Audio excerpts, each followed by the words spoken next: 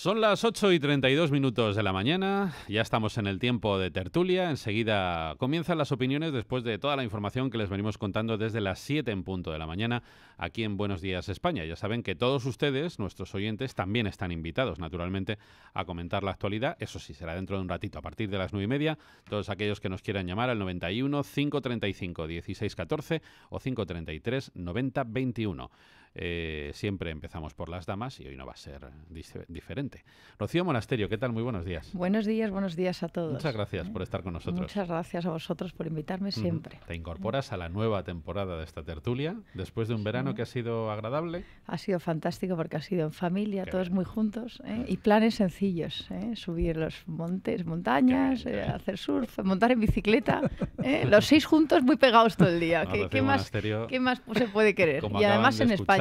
Es familia numerosa, y me imagino que es una de las épocas del año donde uno puede de verdad disfrutar de la familia, porque el resto del año complicado, ¿no? Bueno, intentamos, pero es verdad que ves crecer muy rápido a los niños y a mí eso me da mucha pena y mis obligaciones a veces pues me restan tiempo de estar con ellos, ¿no? Y en verano pues estoy feliz de estar ahí pegada con ellos todo el día, es mi único objetivo. Me alegro mucho. Maestro Ramón Pi, ¿qué tal? Muy buenos días. Alumno don Rafael Nieto. Ya le he dicho muchas veces. ¿Cómo es? Don Ramón Pi me echa la bronca fuera. Cuando ustedes no lo ven ni lo escuchan, él me abronca fuera. Pero no me llames tanto maestro. Como a broncarle tampoco. Bueno, con cariño, pero sí que me tira de las orejas. Y yo siempre le digo lo mismo, y es, mire, de los pocos derechos que nos van quedando ya a las personas es poder elegir a nuestros maestros. O sea, es ya de lo poco que nos queda. Eso y elegir el sitio donde compras el pan. A partir de ahí ya las libertades se empiezan a terminar, pues todo lo demás empieza a estar ya prohibido. Y yo he elegido tener como maestro a Ramón Pi. Estoy muy orgulloso de ello, además. Bueno, pues yo me alegro mucho. Por supuesto. Yo me alegro mucho. Oiga, doctor. Dígame usted. Que usted es doctor. Me he traído la tesis. Yo no soy doctor. Me he traído mi tesis. Antes de que me pidan la dimisión, aquí presento. Aquí está. Creo que no tiene ningún tipo de... Desde luego negros no ha habido, el único aquí negro está he sido la yo. tesis. Y lo que no sé es si he citado correctamente todos los párrafos que he seleccionado de otros autores. No sé si eso puede entrar en materia penal o no, el equivocarse en una cita, pero en todo caso, bueno, parece un caso distinto desde luego de los que estamos viendo en las últimas horas. Luego entraremos porque desde luego es uno de los temas del día.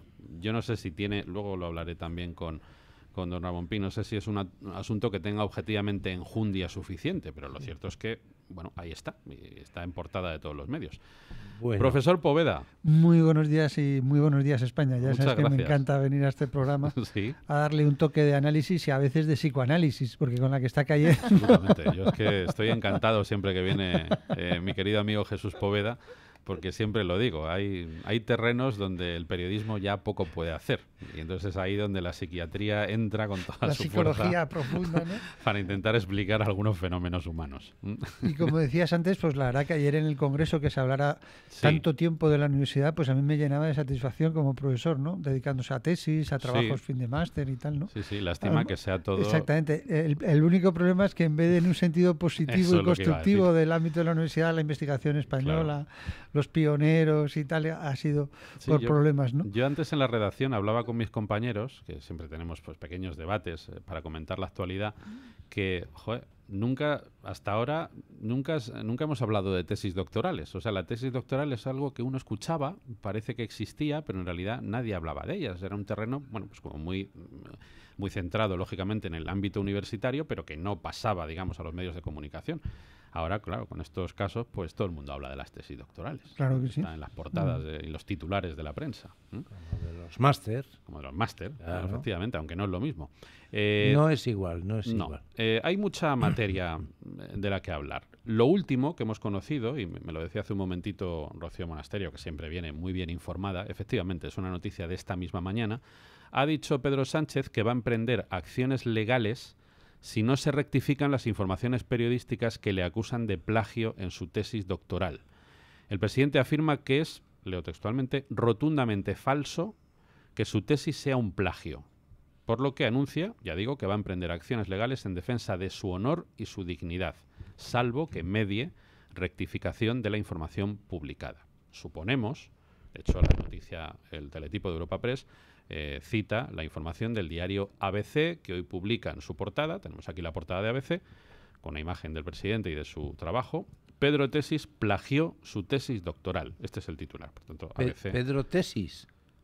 Pedro Sánchez. Pedro Sánchez. ¿He dicho Pedro Tesis? Sí, estaba ya tan... Ha dicho Pedro Tesis. Perdónenme ustedes. Yo estaba mirando al trasluz el papel. El papel a ver si se habían equivocado los del ABC, porque es una equivocación muy verosímil. Perdonen, porque la neurona hay momentos en la que ya empieza a fallarme. Pedro Sánchez plagió su tesis doctoral. Este es el titular de portada de ABC. Apuntes que hace ABC. Copió a otros autores, fusiló informes del gobierno de Zapatero, fusilar es copiar textualmente, y volcó en la tesis artículos suyos ya publicados. Dice el diario, ABC accede a la tesis íntegra del doctor Sánchez. Eso está prohibido. Cuando uno hace una tesis, está prohibido autocitarse a sí mismo, copiando enteros, formando parte de la tesis, a cosas que ya estaban publicadas. Eso, yo no sé si está prohibido o está... Desde luego, esto debería neutralizar una calificación cum laude. Evidentemente. Por lo menos. Eso Pero como vamos, mínimo. esto hizo dimitir a un ministro de Defensa alemán. Por ir un poquito por recordar la información. Pero vamos a ver, Pedro Sánchez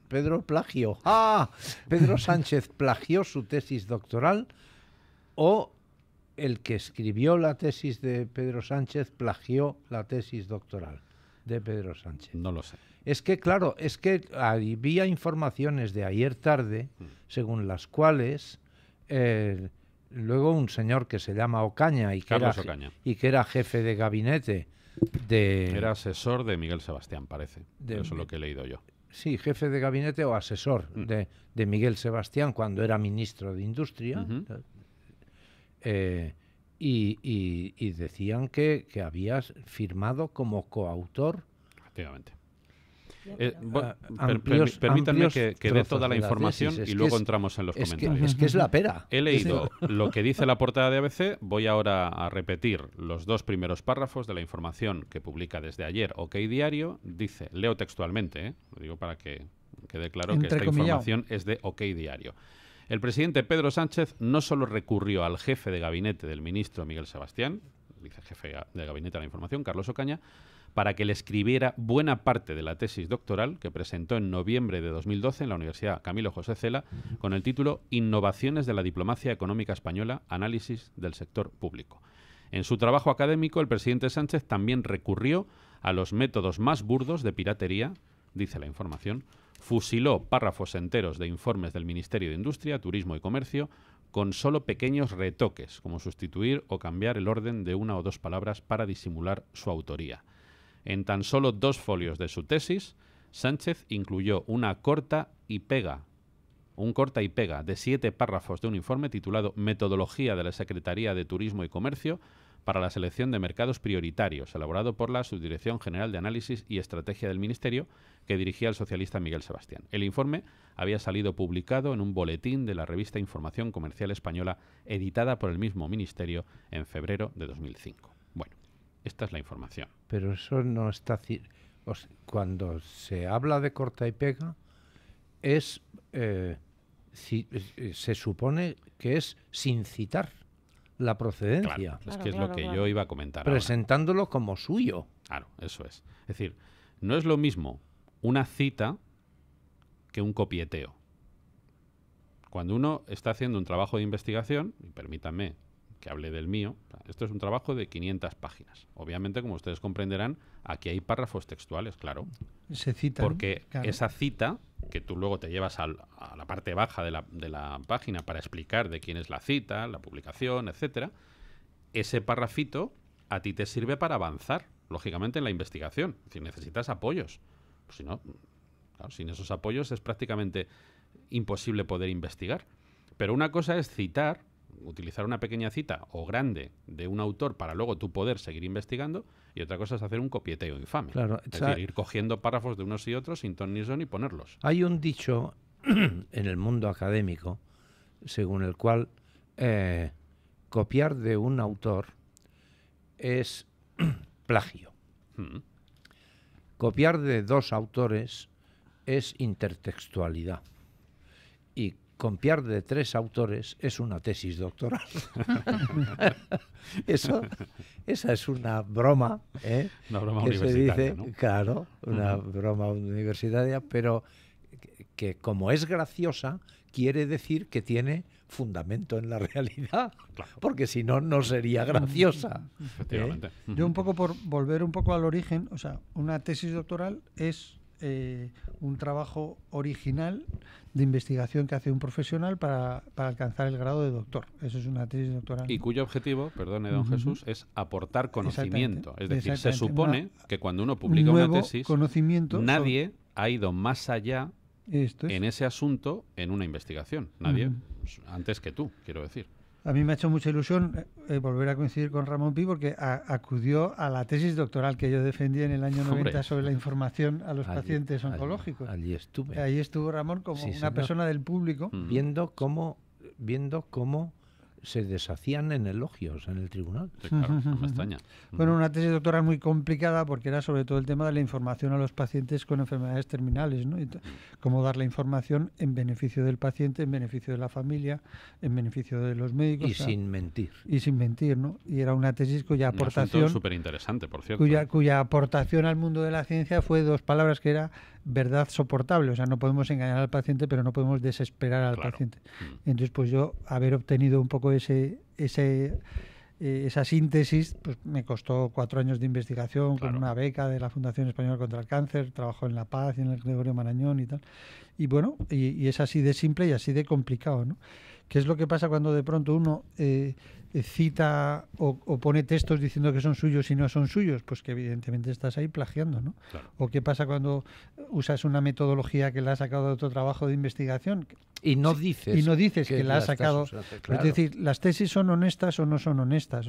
Las tesis honestas están llenas de citas, pues más de un centenar de citas. ¿Cómo no va a haber más de un centenar de citas? Pero es que la clave, y enseguida quiero escuchar también a Rocío, pero la clave, don Jesús, yo creo, lo acaba de decir perfectamente. Es decir, es el espíritu con el que uno inicia un trabajo de investigación. Si tú empiezas una investigación de manera honesta, tú ya sabes que vas a estar unos años dedicado a ello, que puedes compatibilizar con tu trabajo o no, dependiendo de las circunstancias. En mi caso, pues lo tenía que compatibilizar con mi trabajo. Y ya sabes que ese esfuerzo de investigación que vas a hacer, que tiene que ser necesariamente original, en lo que tú aportes, te puede servir en el futuro o no, pero en todo caso es algo que tú has querido hacer voluntariamente. A nadie le obligan a hacer una tesis. O sea, a nadie le obligan a ser doctor en nada.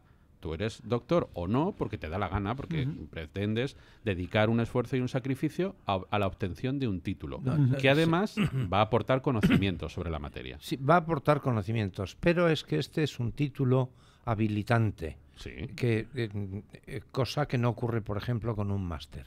Un máster no habilita para nada. Pero tú no puedes seguir una carrera universitaria, una carrera en la docencia superior, si no eres doctor. Si no tienes el grado de doctor. Efectivamente. Es que, claro, esto tiene su importancia. Ahí va yo. ¿no? O sea, esto realmente, a mí que un político tenga un máster no lo tenga el doctorado no lo tenga, si dice la verdad, no me importa. El problema es la mentira. Tener un presidente del gobierno que puede estar mintiendo. Y además, no solo eso, sino que está insultando a todos aquellos que han llegado a una plaza de catedrático por la vía legal y sin plagiar nada y haciendo una tesis como, ¿no? Porque, claro, y además parece que si Ocaña, que supongo que es un jefe de gabinete, está pagado con recursos de todos los españoles, dedica horas y tiempo a hacer la tesis a Pedro Sánchez en el tiempo de su trabajo, entiendo que también se están utilizando recursos de todos los españoles para hacer la tesis a un señor, que esto me temo que en el Congreso es muy común, porque sabemos de más casos que han puesto a secretarias del Congreso a escribir tesis en el tiempo en que tenían que estar dedicados a otra cosa, ¿no? A hacer un trabajo que se supone que lo tiene que hacer uno en su casa, ¿no? Sí, claro. Claro, entonces, pero vamos, lo más tema de la mentira, y habrá que ver si realmente, pues hay medidas judiciales que vaya a testificar Ocaña. Ocaña, que es el que se supone que escribe la tesis, ¿no? Está anunciando medidas judiciales contra ABC, contra OK Diario, contra esto es gravísimo. Libertad Digital lanza los párrafos que se copian, o sea, esto afecta a 3 medios claramente y si de verdad, y con este tuit de esta mañana desde su cuenta personal, ya se han fangado todo muchísimo más. Claro. Desde la cuenta personal, ¿qué quiere decir? Bueno, ya no hay cuenta Desde su Twitter personal. porque el presidente de gobierno no tiene O sea, en realidad cuenta se la personal. gestionan, Claro, pero es una cuenta de un presidente lo que quiere decir es que no es del gobierno. gobierno, sino que es de Pedro Sánchez. Sí, es de Pedro Sánchez, pero que ha dado un paso más, porque además amenaza con medidas judiciales que... o sea, es que es presidente del gobierno. La verdad es que a mí me cuesta creerlo. Y luego hay otro punto adicional a la mentira, la utilización de fondos de todos para hacer algo... Que es, a mí me preocupa sobre todo el tema de la ejemplaridad de nuestros políticos. ¿Cómo vamos a exigir a nuestros niños, a nuestros jóvenes que sean rectos y que se dediquen unos años a estudiar, a trabajar, si lo que están viendo las personas que nos lideran es falta de ejemplaridad? Efectivamente. Es que es gravísimo, porque ¿qué es lo que...? Yo tengo me hace gracia, tengo una niña de 10 años y cuando llego a las 5 de la tarde ya se ha leído todos los periódicos existentes, ¿no? Claro, y digo... Va para periodista, claro. Sí, todo, se ha leído todo. Entonces me comenta la actualidad, no sé qué, y claro, yo hay días que pienso, pero claro, esta niña lo que está leyendo un día, tras otro día, tras otro día, tras otro día, no es un incentivo a ser recta, a estudiar, a no sé qué, porque ve que los que llegan... Muchos de los que nos están liderando precisamente no son un ejemplo de nada de todo esto, ¿no? Entonces, eso es gravísimo por la proyección que tiene la sociedad. Que es la razón final por la que el presidente alemán presentó su dimisión. Claro. Porque me imagino que él mismo sentiría vergüenza de que teniendo el cargo que tenía le hubiesen pillado de esa manera, ¿no? Claro, es que la autoridad tendría que estar basada en... él era ministro, ¿no? Era ministro de Defensa. Ministro de Defensa. Y luego hubo otra... Defensa, sí. Un ministro de Defensa dimitió, pero por esto exactamente. Por esto exactamente. Sí. Por haber copiado. Es que... Pero es que se amontonan unas cuantas irregularidades y luego el encastellamiento en ocultar este asunto y tal. Manuel Conte, que es que fue el presidente de la Comisión del Mercado de Valores y que es el autor de un artículo que hoy se publica en Expansión titulado La tesis de Pedro Sánchez, o sea que va directamente y cuenta que en mayo del año 15 le pidieron una opinión sobre el capítulo de conclusiones de las páginas 315 a 323 de la tesis doctoral de Pedro Sánchez sobre la diplomacia económica española 2000-2010, que fotografiadas con un móvil alguien les había hecho llegar a estas páginas. Y entonces le dieron las conclusiones de la tesis de Pedro Sánchez a Conte, y Conte publicó en el año 15, hace 3 años de esto, mi texto completo fue el siguiente. Entonces, resumo, porque claro, desde un punto de vista científico, la tesis parece superficial, banal e inane. Eso, una cosa matizando, ¿no? Directamente la primera en la frente. Sí. Los adjetivos son contundentes. Y 2, desde un punto de vista político, la tesis parece exquisitamente neutra e incluso progubernamental, a pesar de que cubre tanto la última legislatura de Aznar, 2000-2004, como las 2 de Zapatero, 2004-2011, e incluso parte de la de Rajoy, pues en un pasaje afirma, con datos de julio de 2012, su panglosiana tesis parece ser todo el mundo es bueno. o sea que esta es, pero la verdad es que esto es bastante original. Si se le pide originalidad a una tesis y concluye que todo el mundo es bueno, pues nada, pues muy bien. Y luego termina, dice, mi opinión ahora, dice que se reafirma, puesto que no ha tenido acceso al conjunto de la tesis y solo conoce las conclusiones sobre las que opinó en el año 15, y que ahora también tal. Pero lo que dice, no creo que este caso sea comparable en absoluto a las presuntas irregularidades administrativas en la obtención de sendas maestrías, que así es como debería llamarse a un máster en España, en español, sendas maestrías, por las señoras Cifuentes y Montón y tal vez por el señor Casado. Ahí matiza mucho porque el señor Casado no está investigado por el Tribunal Supremo. No, claro. Se ha solicitado. Se ha solicitado al Tribunal Supremo, pero el Tribunal Supremo todavía no ha decidido investigar al señor Casado. O sea que tal vez y tal. Y entonces dice que y termina con otra conclusión, que es que las tesis doctorales no sean públicas no es presentable. Estoy viendo ahora mismo, por corregir el dato que habíamos dado antes, ha habido 2 ministros del gobierno alemán que han dimitido por este asunto. Una era la ministra de Educación, Annette Schavan, que plagió su tesis en el 80 y fue descubierta en 2013, y Karl Theodor zu Guttenberg, encima se llama Gutenberg, el exministro de Defensa alemán, que plagió su tesis universitaria en 2007 y fue descubierto en 2011. Los 2 han tenido que dimitir por este asunto. Don Jesús. Sí, volviendo al tema principal, ¿no? Ayer a mí lo que me llamó la atención en la famosa secuencia de la pregunta que hace Rivera, la contestación que hace Pedro Sánchez, es que Rivera dice, oye, su tesis tendría que ser pública para poderse examinar, como cualquier tesis defendida en la universidad que se publica. ¿Lo tenemos, Joaquín? Entonces, él precisamente lo que dice es que está en Teseo, pero en Teseo lo que se dice es que no se puede leer la tesis, ¿no? Entonces, no deja de ser como otra vez una media mentira, ¿no? ¿Te parece que lo escuchemos? ¿Cómo? Tenemos las 2 declaraciones, la de primero Albert Rivera, después la respuesta de Pedro Sánchez. Hay dudas razonables sobre la publicación de su tesis doctoral. Hay dudas razonables porque usted es de las pocas personas que hace una tesis doctoral y la oculta. Y si eso coincide con el veto a una ley que obliga a publicarla, señor presidente, hay dudas razonables. Yo le pido que para disipar cualquier duda, por el bien de la educación pública en España, no por usted, ni por mí, ni por nadie, por el bien, para disipar cualquier duda, haga usted pública su tesis. Señor Rivera, mire, en relación con mi tesis doctoral y con mi título de doctor de Economía, lo que le tengo que decir es que la tesis está publicada conforme a la legislación. Está colgada en Teseo. Y usted está, por supuesto que lo está. Infórmense ustedes bien porque lo está. Señor Rivera, sí lo está. Bueno, usted dirá que no. Lo que pasa es que usted, como en todas otras muchas cosas, no se prepara las preguntas.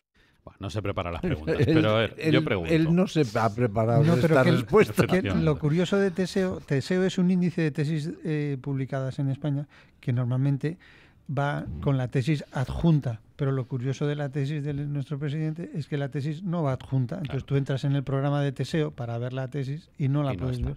Entonces la única manera de verla es yendo a la facultad donde está depositada y leerla y copiarla a bolígrafo lo que te interese, ¿no? Pero yo le pregunto, profesor, usted que es profesor universitario, vamos a ver, hasta donde yo sé, cuando uno defiende su tesis doctoral, tiene que entregar un ejemplar a cada uno de los miembros del jurado, del tribunal. Luego hay otra copia en papel que se queda en la universidad y que yo creo que se puede consultar en la biblioteca, pero además, por lo menos en mi caso particular, la universidad coge el PDF de tu tesis y lo sube en la página web de la universidad. Es que ese PDF es el que permite aplicarle el detector de plagios. Porque si no, necesitas algún memorión que se acuerde de la Biblioteca Nacional, del contenido de la Biblioteca Nacional. Claro. Si lo que tiene que hacer el señor Pedro Sánchez es publicar el PDF. Y ya está, le pasamos el corrector de plagios, que hay 80 programas para eso. Claro. Y ya, ese sí es sencillo. Si de verdad está tan seguro, que publique el PDF y ya está, se acabó el problema. Se acabó el problema. El PDF se lanza en redes en un segundo. Si no hace eso... Hombre, pues es bastante sospechoso, ¿no? Porque con eso se acababa la discusión y nos poníamos a hablar de otras cosas que han pasado importantísimas en España y en Europa. Pero eso de bastante más importante, permítame. Me refiero para el interés general. Claro, la última corrección, la última conclusión de Conte, que es presidente del Consejo Asesor de Expansión y Actualidad Económica, sí, que es el periódico en el que publica este artículo, sí. La última conclusión dice: está bien que apliquemos criterios rigurosos en estas materias, pero me temo que sin pretenderlo, estos debates, al consumir tanto tiempo y atención, impiden que la opinión pública y los debates políticos se centren en cuestiones económicas sustantivas de mayor importancia. Hombre, no, en otras cuestiones o en cuestiones económicas sustantivas. Punto. Lo de mayor importancia, es muy difícil encontrar una cosa de mayor importancia que un presidente que se obstina en mentir en público. Suponiendo que cuando hay precedentes, es que todo el mundo con el que he hablado, todo el mundo, daba como lo más probable que Pedro Sánchez ni dimitiera, ni subiera su tesis, ni el PDF, más que cuando no tuviera más remedio, claro, y tal, y que el país aguantaría que Pedro Sánchez no dimitiera ni convocase elecciones sin presentarse a continuación. Es decir, esto es suficiente en una democracia que merezca este nombre para que una persona casada con esto desaparezca de la vida pública. Se va a su casa y, como es presidente del gobierno, disuelve el Parlamento y convoca elecciones y no se presenta a continuación. Porque si nos acostumbramos a presumir que lo más verosímil es que eso no pase, nos estamos pudriendo. Sin duda. No, si no se acostumbras. Tengo que hacer una pausita, discúlpame, Rocío, porque son las 8:58, a esta hora hay una desconexión, publicidad, cogemos los cafetitos y continuamos. Tenemos todavía una hora por delante, hasta las 10 en la tertulia de Buenos Días España. Estamos en la tertulia, 9:02, hoy con Ramón Pi, Rocío Monasterio y Jesús Poveda, pero antes, Andrea Valencia, antes de seguir con la tertulia, vamos con un mensaje de UNICEF. Andrea. Claro que sí. ¿Sabías que tu vida puede dar más vida?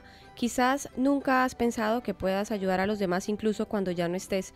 Pues es así, tu vida puede dar más vida a miles de niños haciendo un testamento solidario a favor de UNICEF.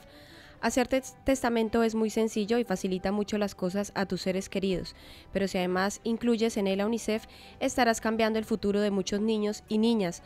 Puedes dejar la cantidad o el bien que consideres. Cualquiera que sea su valor, ayudarás el día de mañana a los niños que más lo necesiten. Unos ahorros podrían convertir en miles de vacunas o unas joyas podrían transformarse en tratamientos contra la desnutrición. Si quieres saber más sobre este testamento solidario UNICEF, pide tu guía informativa en testamentounicef.es o llamando al 900-907-500.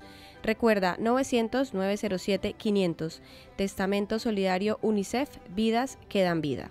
Gracias, Andrea. A ti. Son las 9:03. Acaba de llegar Ana Ruiz. ¿Qué tal, Ana? Buenos días. Buenos días. Se incorpora también a la tertulia de este día. Quería un par de apuntes muy rápidos, un par de comentarios, y escuchamos a Rocío, a la que he quitado abruptamente la palabra, y también escuchamos, por supuesto, a Ana sobre este asunto. Quería aclarar un par de cosillas. Primero, cuando yo antes he dicho que hay cosas que me parece que objetivamente pueden ser más importantes que esta, no me refería exactamente a que no me parezca grave que un presidente del gobierno pudiera mentir en el caso de que esté mintiendo. A mí eso, si fuera así, me parecería muy grave, muy importante, por supuesto. Lo que digo es que para el interés de los ciudadanos, normalmente yo creo que los medios deberíamos hablar de otras cosas que les tocan más directamente a ellos, que les pueden afectar más. Pero no le estoy quitando gravedad en absoluto, todo lo contrario, a que hipotéticamente Pedro Sánchez estuviera mintiendo sobre este tema. Lo aclaro porque a lo mejor, sí, dicho como lo había comentado antes, podía parecer otra cosa. O sea, yo estoy de acuerdo en eso sí, con don Ramón, en lo que él estaba diciendo. Y don Manuel Conte también empieza su parrafito último, sí, del artículo diciendo: está bien que apliquemos criterios rigurosos en estas materias, pero es como si dijéramos, como los chinos que hablan francés dirían, un prealable. Esto, claro, eso es una cuestión previa que condiciona todo lo demás, porque es que esto tendría que determinar, en una democracia que mereciera este nombre, que la retirada de la política de este señor, siendo así que es el presidente del gobierno, hombre, afecta directamente a los ciudadanos. Sí, esto. Sí, lógicamente, claro que sí. Un pequeño apunte informativo, porque ayer pude hablar con algunos compañeros y he escuchado informaciones que dicen, ya han escuchado ustedes que al parecer, según ha denunciado Toni Cantó en redes sociales, parece que Pedro Sánchez se dirigió a la bancada de Ciudadanos con una expresión algo así como os vais a enterar, aunque es una especie de deducción por el vídeo en el que parece decir eso. Por supuesto que no ha sido confirmado por fuentes del Partido Socialista. Lo que sí dicen algunos cronistas parlamentarios que estaban ayer en el Congreso es que a Sánchez se le veía especialmente nervioso y alterado, que incluso en el gesto que tenía, pues que se notaba que entre la dimisión de Carmen Montón, que además parece que era amiga personal, y el tema de su tesis doctoral, pues ayer, por decirlo así, estaba un poco desquiciado Pedro Sánchez, lo cual podría explicar un poco esa reacción, en fin, que no es nada habitual, desde luego, dirigirse de esa forma a los adversarios políticos. Rocío y luego Ana Ruiz y continuamos con las opiniones. Bueno, yo el comentario que iba a hacer iba en línea de lo que ha dicho Rafael Nieto, y es que Conte en su artículo lo que quiere decir es que hay otras cosas que tienen gran repercusión en los españoles y que estamos dejando de hablar de ellas porque nuestros políticos están dedicados a decir tú no tienes máster, tú no tienes tesis, tú no... Claro, que dediquemos el tiempo de los que dirigen España a eso, es tiempo que no estamos dedicando, y ellos tampoco, a hacer la política y a poner en práctica las ideas que van a llevarnos a una España mejor, ¿no? O peor, en el caso de Sánchez y sus secuaces. Entonces, al final, ayer pasaron cosas importantísimas. Ramón Pi, que está aquí, sabe lo que pasó ayer en el Parlamento, por ejemplo, en Estrasburgo, cómo se arrinconó a Orbán, cómo PP y Ciudadanos, bueno, pues votan, unos abstienen y otros votan a favor de arrinconar a un presidente de un país como Hungría, al que ha votado unas medidas y la arrinconan y le castigan con una sanción, y en vez de estar hablando de esas cosas que son fundamentales de hacia dónde va Europa, no es que estamos hablando de un señor que no ha hecho el doctorado, que por supuesto, claro que me escandaliza, pero que me preocupa que de nuestros políticos tengamos que estar hablando de eso, y además que estén todos en una situación tan similar que luego puede llegar el caso de que, entre comillas, pacten entre ellos y no te ataco yo con esto, tú no me ataques con esto, porque todos tenemos tinglaos. Claro, es que podemos llegar a ese caso. Entonces, esto para los españoles es tremendo, ¿no? Y más sabiendo la cantidad de cosas que tendríamos que estar hablando y resolviendo y aportando a la sociedad hoy. A mí me gustaría estar hablando de propuestas para construir Europa mejor o para mejorar España, no del máster o el doctorado de unos señores que se supone que tenían que ya tenerlo. Ana, y más opiniones. Coincido con Rocío en que efectivamente hay otros temas importantes en los cuales deberían estar nuestros políticos trabajando y con medidas encima de la mesa para solucionarlos, y no es este, y menos de una persona cuando...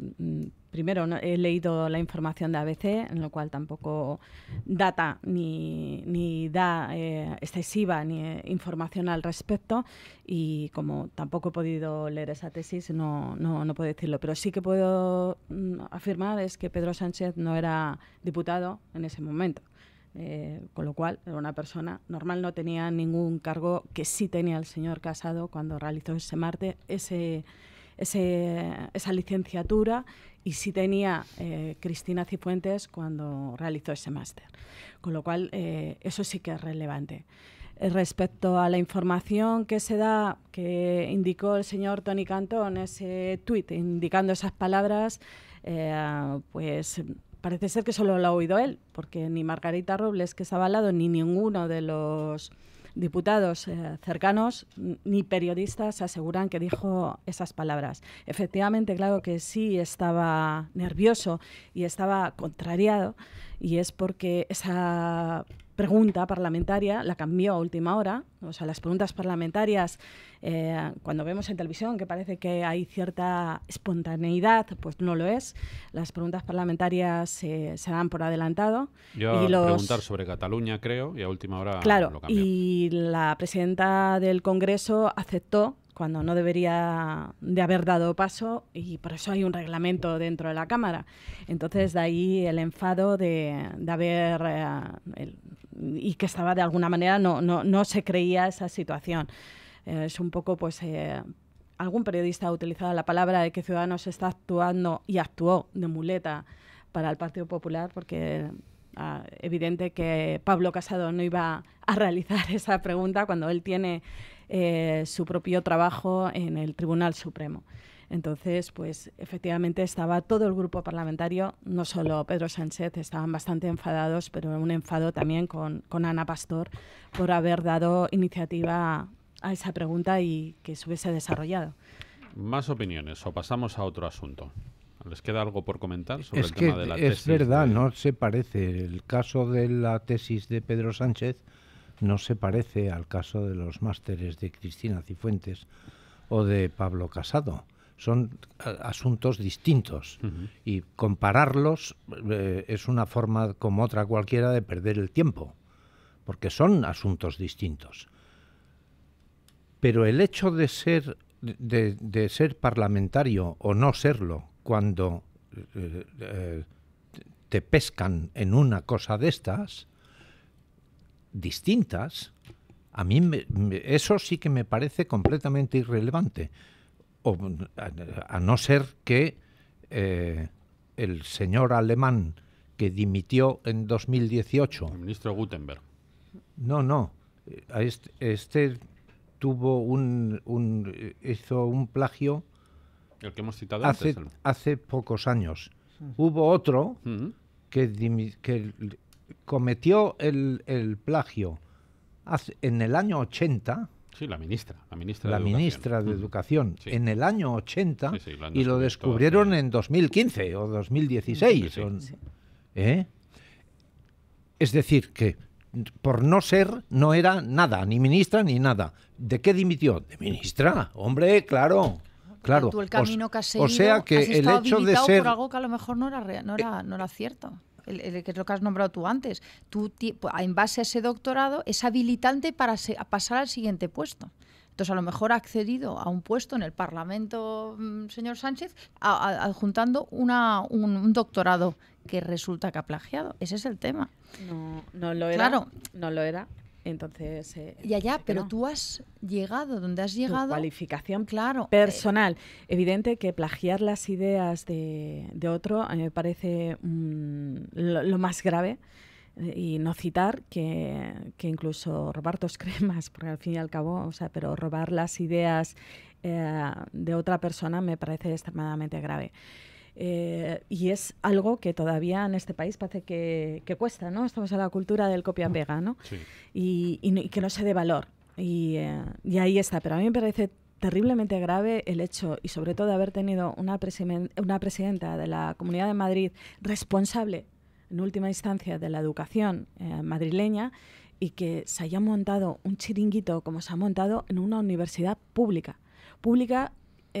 con todo el daño que tiene también para todos esos alumnos que no se puedan trasladar o que no se puedan pagar una matrícula en una universidad privada y que tengan que acceder a esa universidad cercana, además del sur de Madrid, y lo señalo, del sur de Madrid, ese daño que han hecho a esa universidad. Cómo esos alumnos que efectivamente van a dejar su tiempo, su esfuerzo, incluso también el dinero de un máster, porque es obligatorio ahora mismo en la educación realizar un máster, de un dinero que seguramente a lo mejor ni tienen, se tienen que endeudar para pagar ese máster para que sea papel mojado. Esto me parece de una gravedad. No es papel mojado. Yo te lo digo como profesor. Yo soy profesor de la Rey Juan Carlos. Participo en uno de los másteres que es sobre bioética y doy el tema del final de la vida. Y en condiciones normales las cosas transcurren con absoluta normalidad. Clases presenciales, exámenes de cada una de las partes de la asignatura y trabajo fin de máster. Es lo que pasa en condiciones normales, ¿no? Después de haber pagado lógicamente su matrícula, ¿no? Entonces, que luego haya casos excepcionales, pues nunca mejor dicho, la excepción pues es lo excepcional, ¿no? O sea, pero te pregunto, Jesús, recogiendo un poco parte de lo que ha dicho Ana, ¿no crees que ha podido afectar estos casos, lógicamente que no son generales, entonces sería un escándalo nacional, pero no ha podido afectar al prestigio de la universidad? De hecho, ya se han hecho algunas encuestas en ese sentido. Sin duda sí, ¿no? Hombre, por pura curiosidad y como profesor de uno de los másteres he preguntado cómo ha ido la matrícula de este año, ¿no? Y este año se han matriculado más personas en el grado de máster de la Rey Juan Carlos que el año pasado, ¿no? También porque han aparecido... ¿Por qué? ¿Porque era un coladero? No, porque también han aparecido nuevos máster, ¿no? O sea, y la Rey Juan Carlos es una universidad que tiene su cierto prestigio, está en el sur, tiene un campus muy bien situado, tiene una facilidad de acceso muy bueno, ¿no? Entonces tiene también sus puntos fuertes, que este año se ha hecho famosa por el caso del máster de Cifuentes. Bueno, pues pero hay una tradición. Pues entonces, tienen que afrontar las consecuencias de eso. Que sí. Ha habido dimisiones de jefes de departamento, de vicerrectores, de investigación, claro que sí. Los filósofos de la luminosa Edad Media, que de oscura Edad Media no tenía nada, los filósofos de la luminosa Edad Media, de hecho, la poca luz que nos queda viene de ellos. dejaron dicho un latinajo. A mí me gustan los latinajos, ¿eh? Lo sé. Ya lo sabes, ¿no? Que decía, bonum ex integra causa, malum ex quocumque defectu. ¿Qué quiere decir? Lo bueno tiene que serlo del todo, y es malo porque tenga algún defecto. Por lo tanto, lo de lo bueno era en un comentario a una respuesta de Jesucristo cuando le dicen, maestro bueno, y dice, ¿por qué me llamas bueno? Solo Dios es bueno. Y entonces el comentario a esto era, es que para que algo sea bueno, tiene que ser totalmente bueno. Bueno en todos. Claro. Y por lo tanto, del mismo modo que ha lesionado a la Universidad Rey Juan Carlos el episodio de los másters más o menos regalados con mucha lenidad, otorgados con mucha lenidad, del mismo modo que es legítimo decir que el Tribunal Constitucional español, por ejemplo, como consecuencia de la sentencia de la expropiación de Rumasa, acumuló todos los méritos para desacreditarse por un tiempo indefinido que todavía dura. Y por lo tanto, malum ex quocumque defectu. Y si el defecto es de envergadura, de volumen, pues entonces mala suerte, ¿no? Yo quisiera preguntar al profesor si la subida en las matriculaciones ha tenido que ver a lo mejor con una corrección en el precio de las matrículas, porque eso puede ser también significativo y... Que han bajado. Claro, entonces al final los máster valen un dinero y también es a la hora de la verdad hay determinadas personas que solo van a poder hacerlo en función de si lo que puedan pagar. Sí, no, los precios se han mantenido. Se han mantenido respecto al año pasado. Además es que está dentro de la matrícula y con el famoso plan de Bolonia ahora mismo el máster es habilitante para la práctica, ¿no? O para seguir la línea de investigación. Si quieres hacer una tesis doctoral, previamente tienes que hacer un doctorado. Quiero recordar a nuestros oyentes que pueden empezar a llamarnos en 12 minutitos y participar en esta tertulia en el 91 535 1614 o 533 9021. Quiero que escuchen un corte de ayer, un corte de sonido. Lo tenemos por ahí, Joaquín, se llama Duque Miedo, es del ministro de Ciencia, Innovación y Universidades, Pedro Duque, que fue astronauta. Ahora dice, están poniendo en duda que haya ido a la Luna. Esto es un tuit de un tío muy ingenioso. Sí. Como ya se pone en duda el currículum de todo el mundo, pues dice, a ver si no ha ido al espacio tampoco Pedro Duque. Bueno, ayer le preguntaban al ministro por todo esto, de las tesis, del currículum, tal, y él hacía unas declaraciones que han pasado en general bastante inadvertidas, pero que tienen, digo, esto mañana en la tertulia lo podemos comentar porque tienen su miga. Vamos a escuchar a Pedro Duque ayer. Resulta muy difícil estar en este tipo de tareas en las que cosas que para los demás son normales o pueden resultar, digamos, nimias, cualquier cosa puede salir. Entonces da mucho miedo el que a uno realmente pues le miren hasta lo que hizo durante su infancia. Bueno, él no está hablando exactamente de irregularidades cometidas en trabajos universitarios, está hablando más bien de que hoy con las redes sociales uno puede estar en política y tirando de las redes sociales cualquiera te puede sacar cosas que vienen, pues eso, de la infancia, de la adolescencia. digamos que reclama de alguna forma lo que se ha dado en llamar el derecho al olvido que uno tendría, es decir, el derecho de que haya parte de tu vida pues que no se conozca, porque tienes derecho a que no se conozca. Otra cosa es que tú mismo hayas contribuido, claro, a que eso haya salido publicado, por lo menos en cierta medida, ¿no? En la medida en que puedas permitir a algunos amigos tuyos que lo vean. ¿Qué opináis de esto, de la forma en que las nuevas tecnologías pueden revelar a cualquiera partes de la vida de alguien que luego llega a la política o a la empresa o a la economía? Yo creo que lo que he entendido, lo que se está quejando es de la excesiva exposición de un político, y él que no está acostumbrado a estar continuamente 24 horas, que le sigan los periodistas y que estén contando pues todos los aspectos de tu vida, pues no le gusta, ¿no? Entonces, ¿dónde está el límite? ¿Hasta dónde está la barrera, la línea roja de lo que se puede contar, ¿no? Que es interesante y que no lo es, ¿no? Entonces creo que es un debate amplio. Porque es un debate para maestros del periodismo como Ramón Pi, al que quiero preguntarle su opinión. Yo la voy a dar. ¿El límite es el interés general? No, el límite es la exigencia de ejemplaridad a la persona. ¿Pero cuándo comienza? Cuando una persona está desempeñando un oficio que no es obligatorio desempeñar, sino que quiere desempeñarlo, y que requiere de determinada ejemplaridad pública, sobre todo si se gana el dinero extraído coactivamente de la gente, por supuesto, ¿no? O sea, del dinero público, pues entonces no hay más remedio que aguantarse. No hay más remedio que aguantarse. O sea, la sociedad tiene derecho a conocer las 24 horas todo lo que ha hecho la persona, sí, incluso en claro, su niñez, como decía Pedro Duque. Sí, y entonces, si es en su niñez, no tiene ninguna importancia. Eso creo yo, que es que ahí no tiene ninguna importancia. Pero las 24 horas, por ejemplo, en Francia, los expresidentes de gobierno, señor Mitterrand, todo el mundo sabía sus salidas nocturnas de otros muchos presidentes franceses, y la prensa no ponía el foco ahí. Entonces, no lo publicaba. No, bueno, todo el mundo lo sabía, pero no era una noticia relevante. Claro, ¿por qué? ¿Por qué? Porque a los administradores del dinero público, lo que haga con su sexo una persona... Ya, pero si lleva guardaespaldas para poder realizar esa salida, los guardaespaldas o cualquier otra medida de seguridad valen dinero. Sí. Entonces... Pues entonces se lesiona el control del dinero público si se tapa eso. Exactamente. Ya, pero bueno, quiero decir, mala suerte. No, coincido.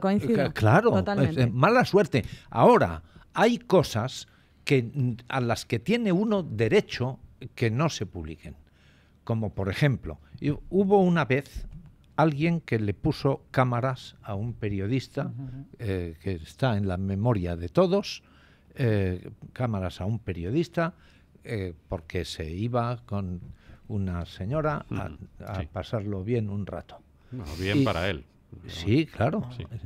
Y entonces para cargarse a este periodista que aguantó, se dieron a conocer unas cintas. A mí me ofrecieron verlas y yo dije que no quería,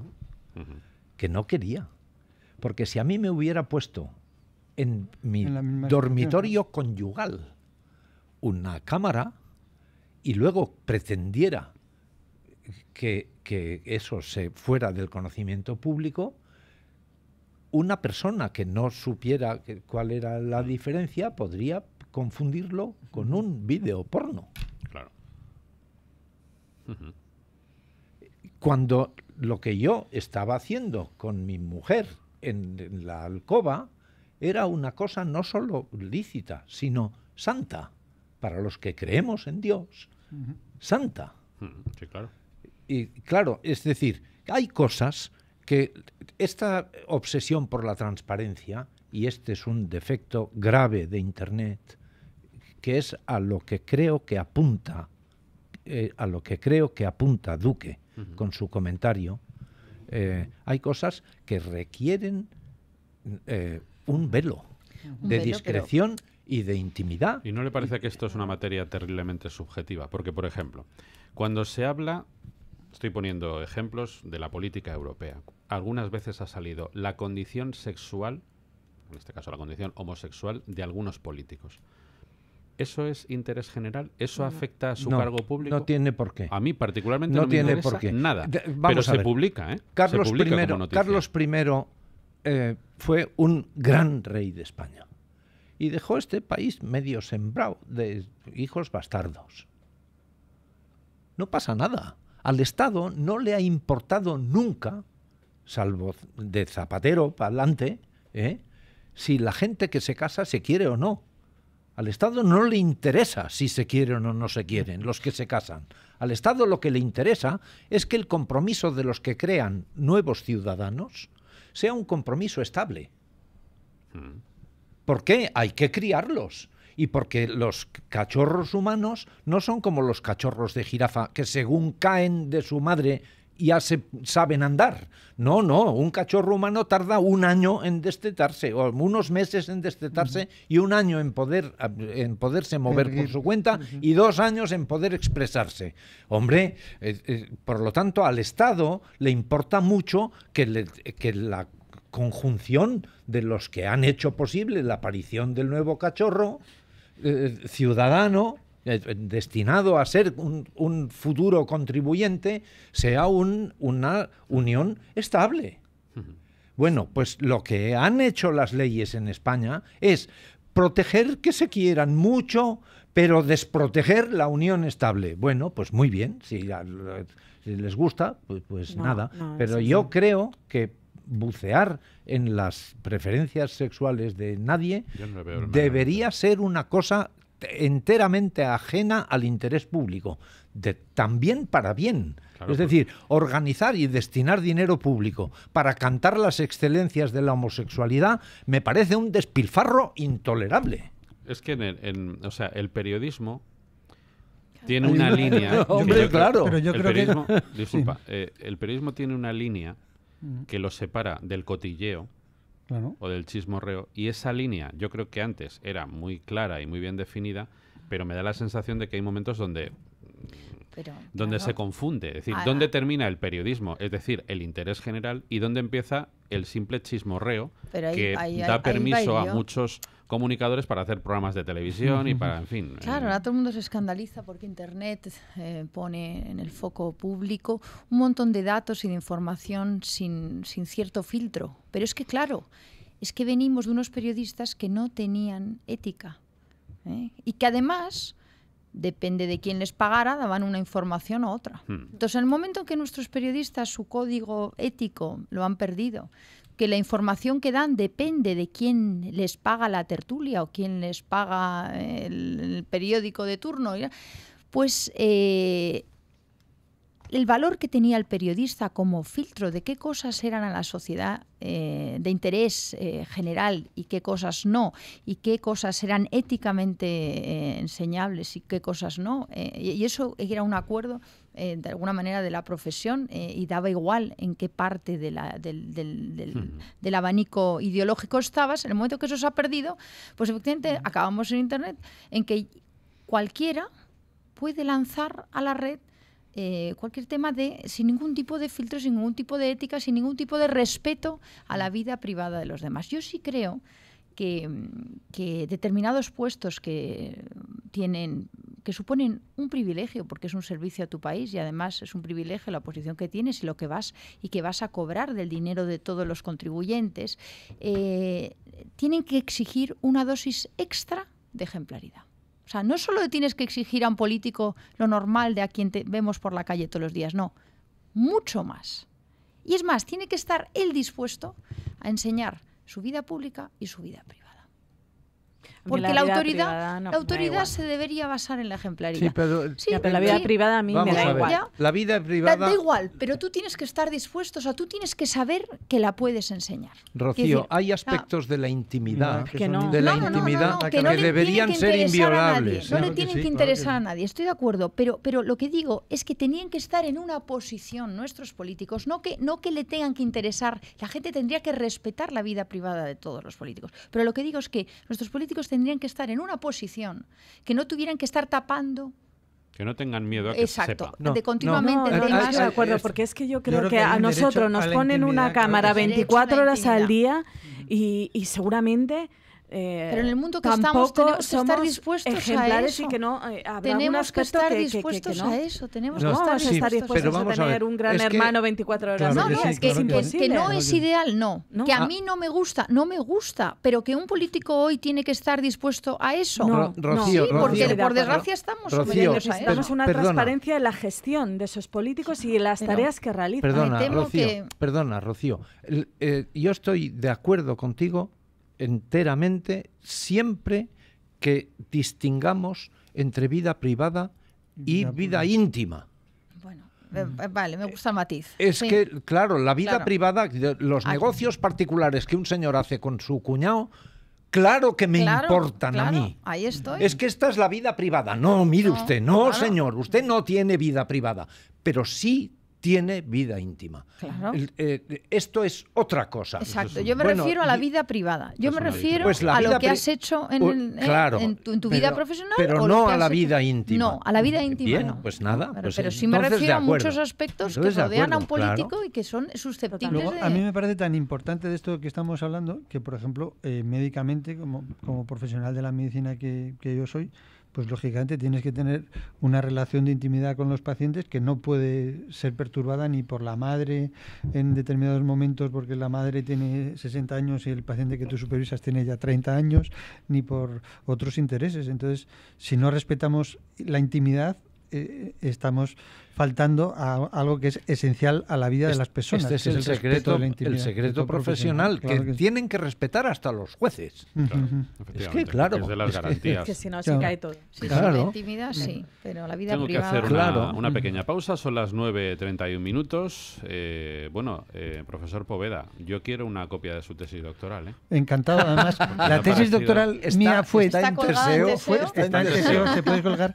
Y como me dijo la directora de la biblioteca de la facultad, como es una de las tesis más leídas, me gustaría que la publicara. Y gracias a Dios, la editorial Espasa editó parte de la tesis doctoral en un libro que se llama El buen adiós. Así que mi tesis doctoral está publicado en Espasa, en un libro lo tengo yo. Profesor, haremos intercambio. Coescrito por Silvia Laforet, que fue usted... la que le dio el toque realmente de legibilidad, porque a veces los médicos escribimos como informes médicos, en cambio ya como escritora... Y además con una letra ilegible. Infernal. Pues la leeremos con muchísimo interés. Son las 9:32 minutos, vamos a hacer una pequeña pausa, 91 535 16 14 o 533 90 21, y enseguida empezamos a recibir las llamadas de nuestros queridos oyentes.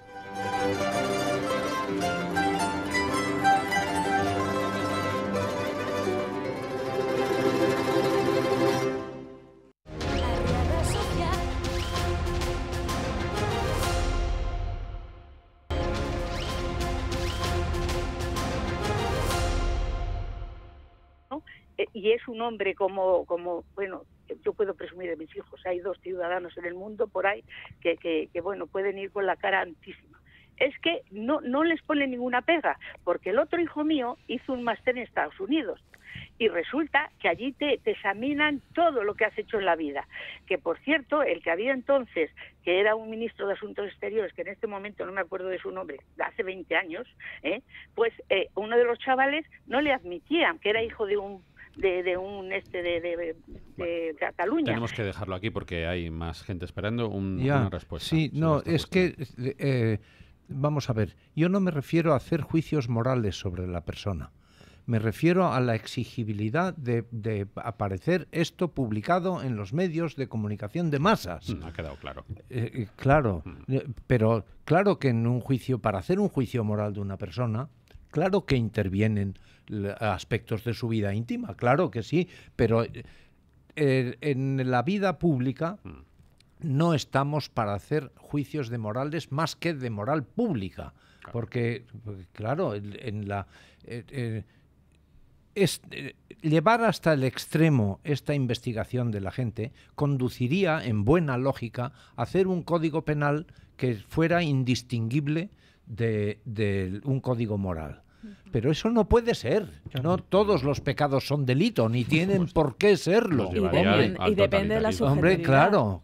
Y el concepto de cada uno. Entonces, y entraríamos en un terreno tan peligroso como tener una entrevista de trabajo y que te pregunten tu ideología política, por ejemplo. Eso yo creo que en eso estamos todos de acuerdo, que no, de ninguna forma se podría admitir. Son las 9:42 minutos, vamos con más opiniones. Adelante, buenos días. Buenos días, Rafael. Díganos, amiga. Bueno, pues nada, yo voy a preguntar que si yo creo que debía el señor Sánchez de presentar su tesis para que todas las personas, todos los ciudadanos, viéramos si eso es verdad o es mentira. Claro. Es la manera de solucionar el enigma de la tesis. Se presenta y ya está.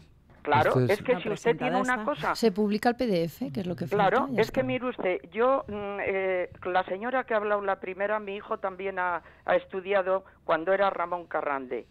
Es que mi hijo ya tiene 46 años. Hizo el servicio militar y luego ya, pues claro, con su carrera y tal, hizo económicas ahí, en esa universidad. Y luego él ha hecho 2 máster aparte que no ha tenido nada que ver con esa universidad, porque una la hizo también en el extranjero.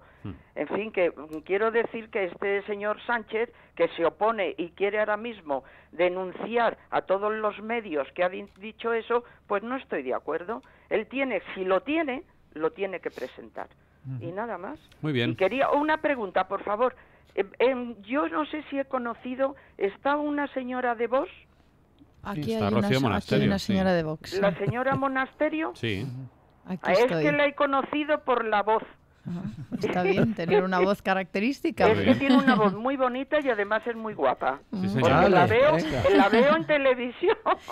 Me mejora la televisión. Luego, si me conoce en realidad, sería una desilusión horrorosa, pero se agradece. Es usted muy guapa y además habla muy bien. Bueno, gracias, amiga. Un abrazo para todos. Son las 9:44 minutos, 91, 535, 16, 14 o 533, 90, 21. Más opiniones, adelante. Buenos días. ¿Qué tal, amigo? Que no puedo entrar para darle un abrazo muy fuerte a Eduardo, Eduardo García Serrano, que estuvo ayer con nosotros, ¿no? Los miércoles es increíble que no se puede entrar. Bueno, pues nada, lo ha conseguido el jueves. Luego se lo decimos a Eduardo cuando le veamos. Pues yo creo que todos los políticos ahora mismo de los partidos, señor Sánchez, el de la coleta, perdóname que te diga esto, muchos políticos tenían que presentar toda la documentación que han hecho, porque la mayoría no tienen ni idea lo que es, no tienen grados de políticos que tenían que ser, en fin, ser exactamente como cualquiera. Mi hijo tiene 2 carreras, tiene máster y quiere hacer el doctorado, machacándose, y por qué esto, llegan a la política y no se sabe. Tenían que a ver toda la historia que tienen, porque el señor Sánchez, me parece a mí, no quiere nada más que a los de la derecha machacarlos, pero ahí tenían que ser todos, entrar con una claridad. Yo he hecho esto, tengo esto y esto. Sí, a lo mejor el tema famoso de la transparencia, ¿no? que se hizo tan importante, por ejemplo, al final en la época de Rusia, ¿no? Cuando de pronto transparencia, ¿no? Venga, pues transparencia y ya está, ¿no? La Glasnost, llamaban ellos. Glasnost. Vamos a hacer una pequeña pausa para la publicidad. Les cuento que la policía está registrando ahora mismo la sede de iDental aquí en Rivas, en la Comunidad de Madrid. La cadena de clínicas dentales está siendo investigada por delitos de administración fraudulenta, estafa, apropiación indebida, falsedad documental, lesiones y contra la salud pública. Según las pesquisas de la policía, el funcionamiento diario de estas clínicas habría consistido en ofertar tratamientos odontológicos a personas de ingresos medios o bajos con el reclamo de concederles importantes descuentos amparados en supuestas subvenciones. Bueno, es un asunto que ha dado, desde luego, mucho que hablar, entre otras cosas porque dejó a casi 20.000 pacientes con tratamientos inacabados. 20.000 personas, Pues la policía está investigando toda esta cuestión. Vamos a hacer una pausa y seguimos recabando y recibiendo sus opiniones en el 91 535 16 14 o en el 533 90 20. 9:49, tenemos que seguir en los últimos minutos ya de esta tertulia, en el tiempo de los oyentes. Adelante, buenos días. Buenos días a todos. ¿Qué tal, Ángel? Pues muy bien, muy bien. Cuéntanos. No obstante, si a fuerza de ser sincero, estoy transido de dolor. ¿Y eso qué ha pasado? Que quede claro. enterarme que al doble gastador que ocupa la Moncloa, doble porque como gastador en el servicio militar tendría que quedar estupendísimo, y luego pues que gasta lo que debe. Parece ser que al final lo va a echar Franco de la Moncloa, no el de la Moncloa va a echar a Franco del Valle de los Caídos. Bueno, ayer decían algunos en algún meme, Franco 2, Sánchez 0, por Sí, los dos sí, ministros que se han ido de momento. Sí, pero que conste, cuando ya el querido presidente ya había aprendido todo solito, resulta que le hacen esto. Bueno, pues nada, mala suerte. que Dios le coja confesado. Gracias, pero Ángel. tranquilo estoy, de verdad. Muy bien. Nada más. 9:50. Más opiniones, adelante, buenos días. Buenos días. Díganos. Pues mira, nada, que a raíz de la entrevista que el ministro Borrell concedió a la televisión inglesa, pues quiero recordar que en la gran manifestación que hubo en Barcelona contra los separatistas, que congregó a más de 1 millón de españoles llegados de toda España, pues leí un artículo titulado Borrell, un mal español. Este título se justificaba porque Borrell subió a una tribuna y todo su discurso pues fue en catalán, por lo que no respetó a tantos extremeños, gallegos, murcianos que hicieron miles de kilómetros para estar presentes en la manifestación. El pasado martes, 11 días de la diada en Cataluña, pues se confirmó que Borrell es un mal español, porque en la entrevista concedida a la televisión inglesa dijo que no debían estar presos los políticos y que Cataluña es una nación. Es decir, que el señor Borrell, a pesar de ser ministro de España, más que defenderla, lo que hace es que la traiciona. Luego ha quedado demostrado que es un mal español. Gracias. Muy bien. Gracias, amigo, perdón. Las 9:51 minutos, más opiniones, 91 535 1614 o 533. Oiga, que esto de los buenos españoles y los malos españoles, o se es español o no se es español. Yo soy español del todo, y soy catalán del todo. Nuestro oyente y soy europeo del todo. En cuanto distingamos entre los buenos y los malos, entonces estamos abriendo la puerta a todo totalitarismo. No, pero el señor Borrell, y a lo mejor a eso se refiere eso? oyente, es un indigno ministro de Exteriores del Reino de España. Porque tú no puedes ir a Estrasburgo a decir que Cataluña es una nación y atacar gravemente el sistema judicial español diciendo que los presos tendrían que estar en la calle. Y eso es lo que hizo en Estrasburgo. Y ahí estábamos los de Vox y hemos tenido... No, pues está grabado en BBC. No ha publicado una declaración diciendo que no hubiera dicho sí, lo ha eso. dicho. Ha dicho, se hizo una mala traducción el periodista de lo que yo dije a lo que se ha publicado. Lo ha dicho. No ha dicho que Cataluña era una nación. Ha dicho Cataluña es una nación y eso no lo ha desmentido. Pusimos ayer el corte en inglés. Y ha dicho aquí, que le parece mal que...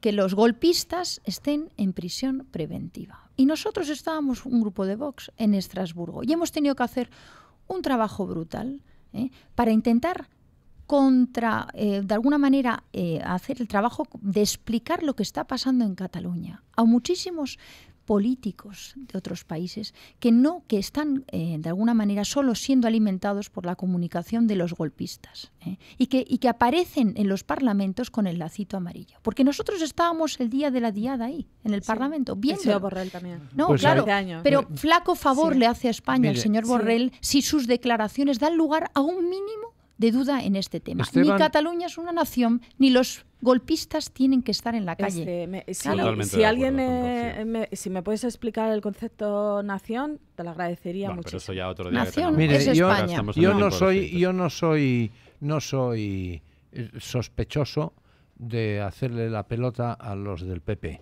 desde luego.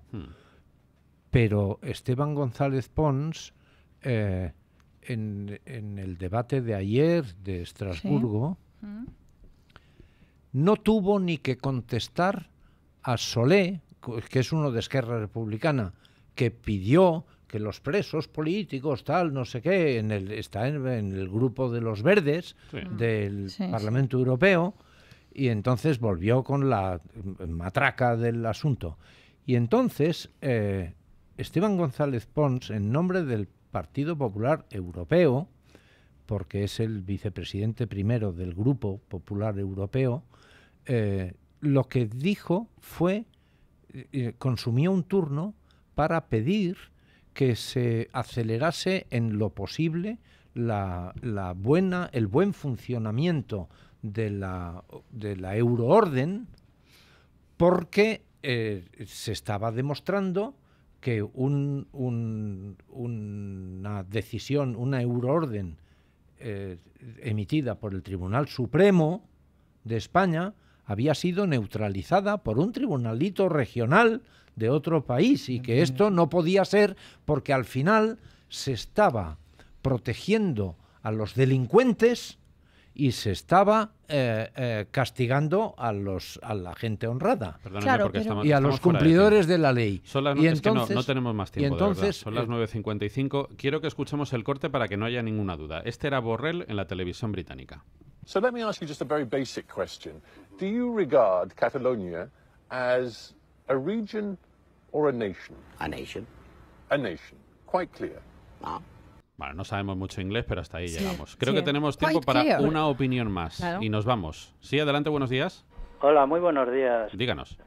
Señores de la mesa. Mire, mi intención era decir que no entiendo cómo el señor Pedro Sánchez se niega a que se lea su tesis.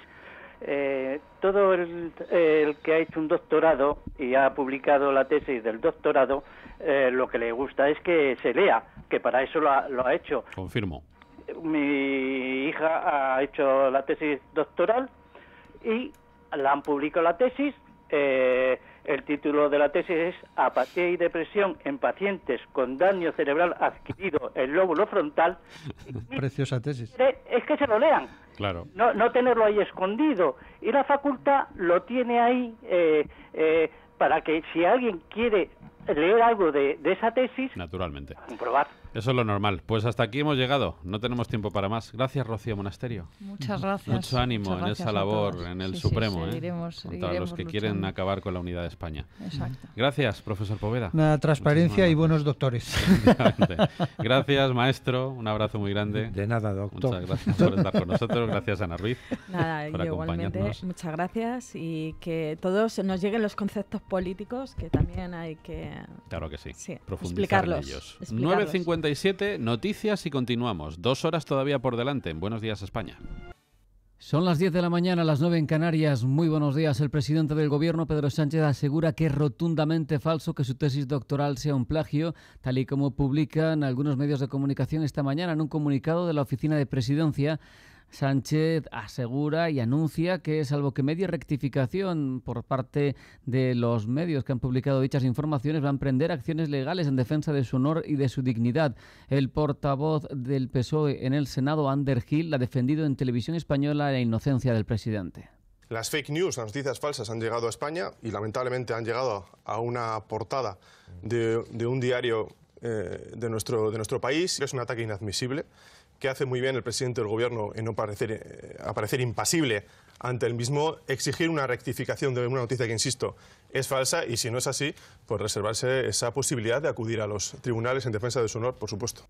Desde Ciudadanos, entre tanto, insisten en que se permita el acceso libre a la versión digital de la tesis del presidente. Su secretario general, José Manuel Villegas, en Radio Nacional, ha explicado que, en su opinión, Sánchez tiene todavía que responder varias preguntas importantes. ¿El señor Sánchez hizo trampas o no hizo trampas? ¿Hizo en la tesis, que es lo que tiene que hacer, o hubo alguien que se la hizo, tuvo un negro? Y segundo, ¿esa tesis es original como tienen que ser las tesis doctorales o es un plagio? Yo creo que el señor Sánchez lo tiene fácil para disipar todas esas dudas. Que se publique esa tesis en formato digital para dilucidar el tema del plagio y que dé explicaciones sobre si hizo en la tesis o se la hizo un funcionario que, por cierto, si fuera así, lo habríamos estado pagando entre todos los españoles. Precisamente el economista Carlos Ocaña, quien fuera mano derecha del ministro de Industria Miguel Sebastián y a cuya autoría apuntan algunos medios, ha negado su participación en esa tesis doctoral de Pedro Sánchez. Por cierto, tenemos que hablar también del ministro de Asuntos Exteriores, de Josep Borrell, en este caso no a cuenta de la polémica, aunque también ha justificado la actitud hasta el momento de Pedro Sánchez, sino porque en una entrevista esta mañana en Onda Cero ha confirmado que España mantendrá el contrato de venta de 400 bombas de precisión láser a Arabia Saudí. Al final la decisión es que estas bombas se van a entregar para honrar un contrato que viene del año 15, es decir, que está hecho por el anterior gobierno y en el que no se ha detectado ninguna irregularidad que permitiese no ponerlo en práctica. Seguimos con el Ejecutivo porque esta mañana la nueva ministra de Sanidad, María Luisa Carcedo, ha asumido ya en Zarzuela el cargo ante el rey. Prometo, por mi conciencia y honor, cumplir fielmente las obligaciones del cargo de ministra de Sanidad, Consumo y Bienestar Social, con lealtad al rey y guardar y hacer guardar la Constitución como norma fundamental del Estado, así como mantener el secreto de las deliberaciones del Consejo de Ministros y Ministras.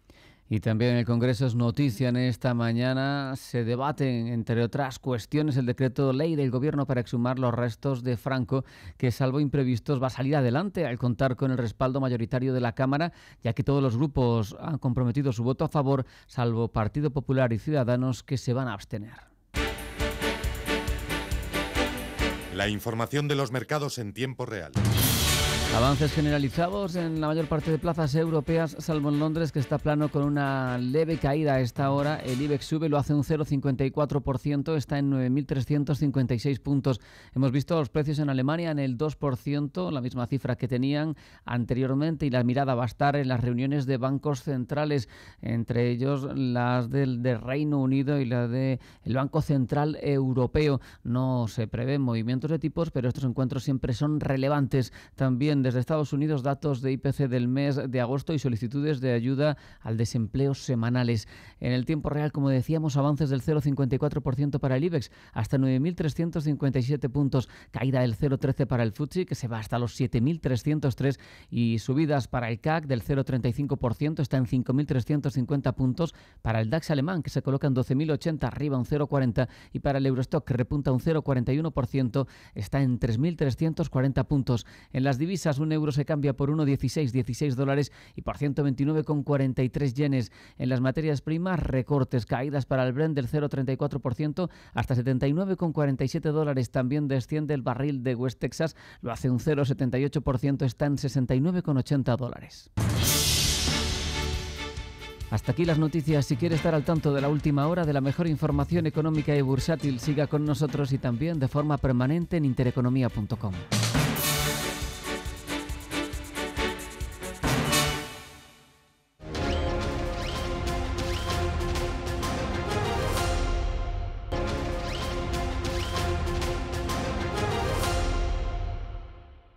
Es que no es lo mismo un amigo que un negro.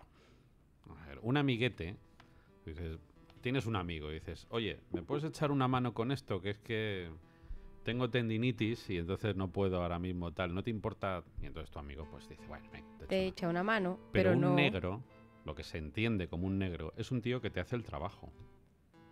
Normalmente además suele cobrar por ello. No siempre, pero normalmente sí. O sea que entonces no comparemos cosas que no tienen nada que ver. Un amigo es un amigo, un compañero, un colega, y otra cosa es, pues eso, un negro. Son cosas distintas, pero bueno, a medida que vayamos conociendo más información de este asunto, la iremos proporcionando. Ha dicho Pedro Sánchez que todos aquellos que le acusen de haber cometido un plagio de la tesis van a ir a los tribunales si no rectifican. Sí, lo dijiste esta mañana. ¿De qué más se está hablando?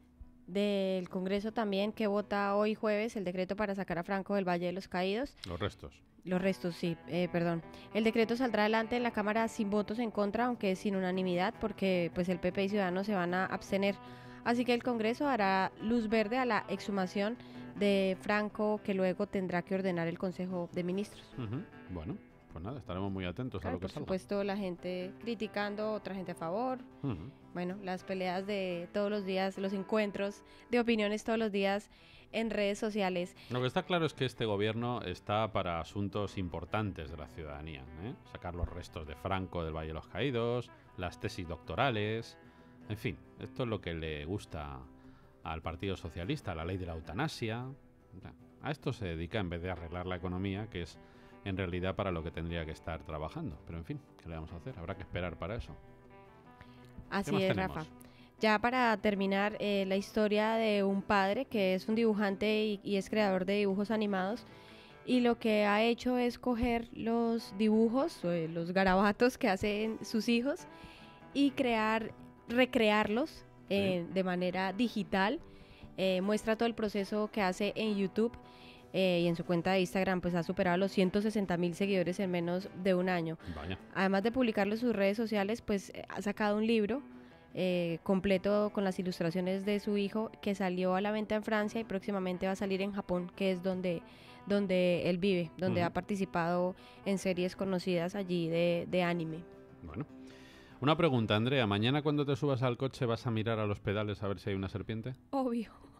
Estuve pensando todo este tiempo en la serpiente y no, es que no quiero... Esta es una noticia que dimos hoy a las 7, que nadie se alarme, que esto es, en fin, estas cosas pasan pues muy rara vez y de hecho no tenemos explicación, ya la iremos conociendo, como ha aparecido en Alcorcón una serpiente.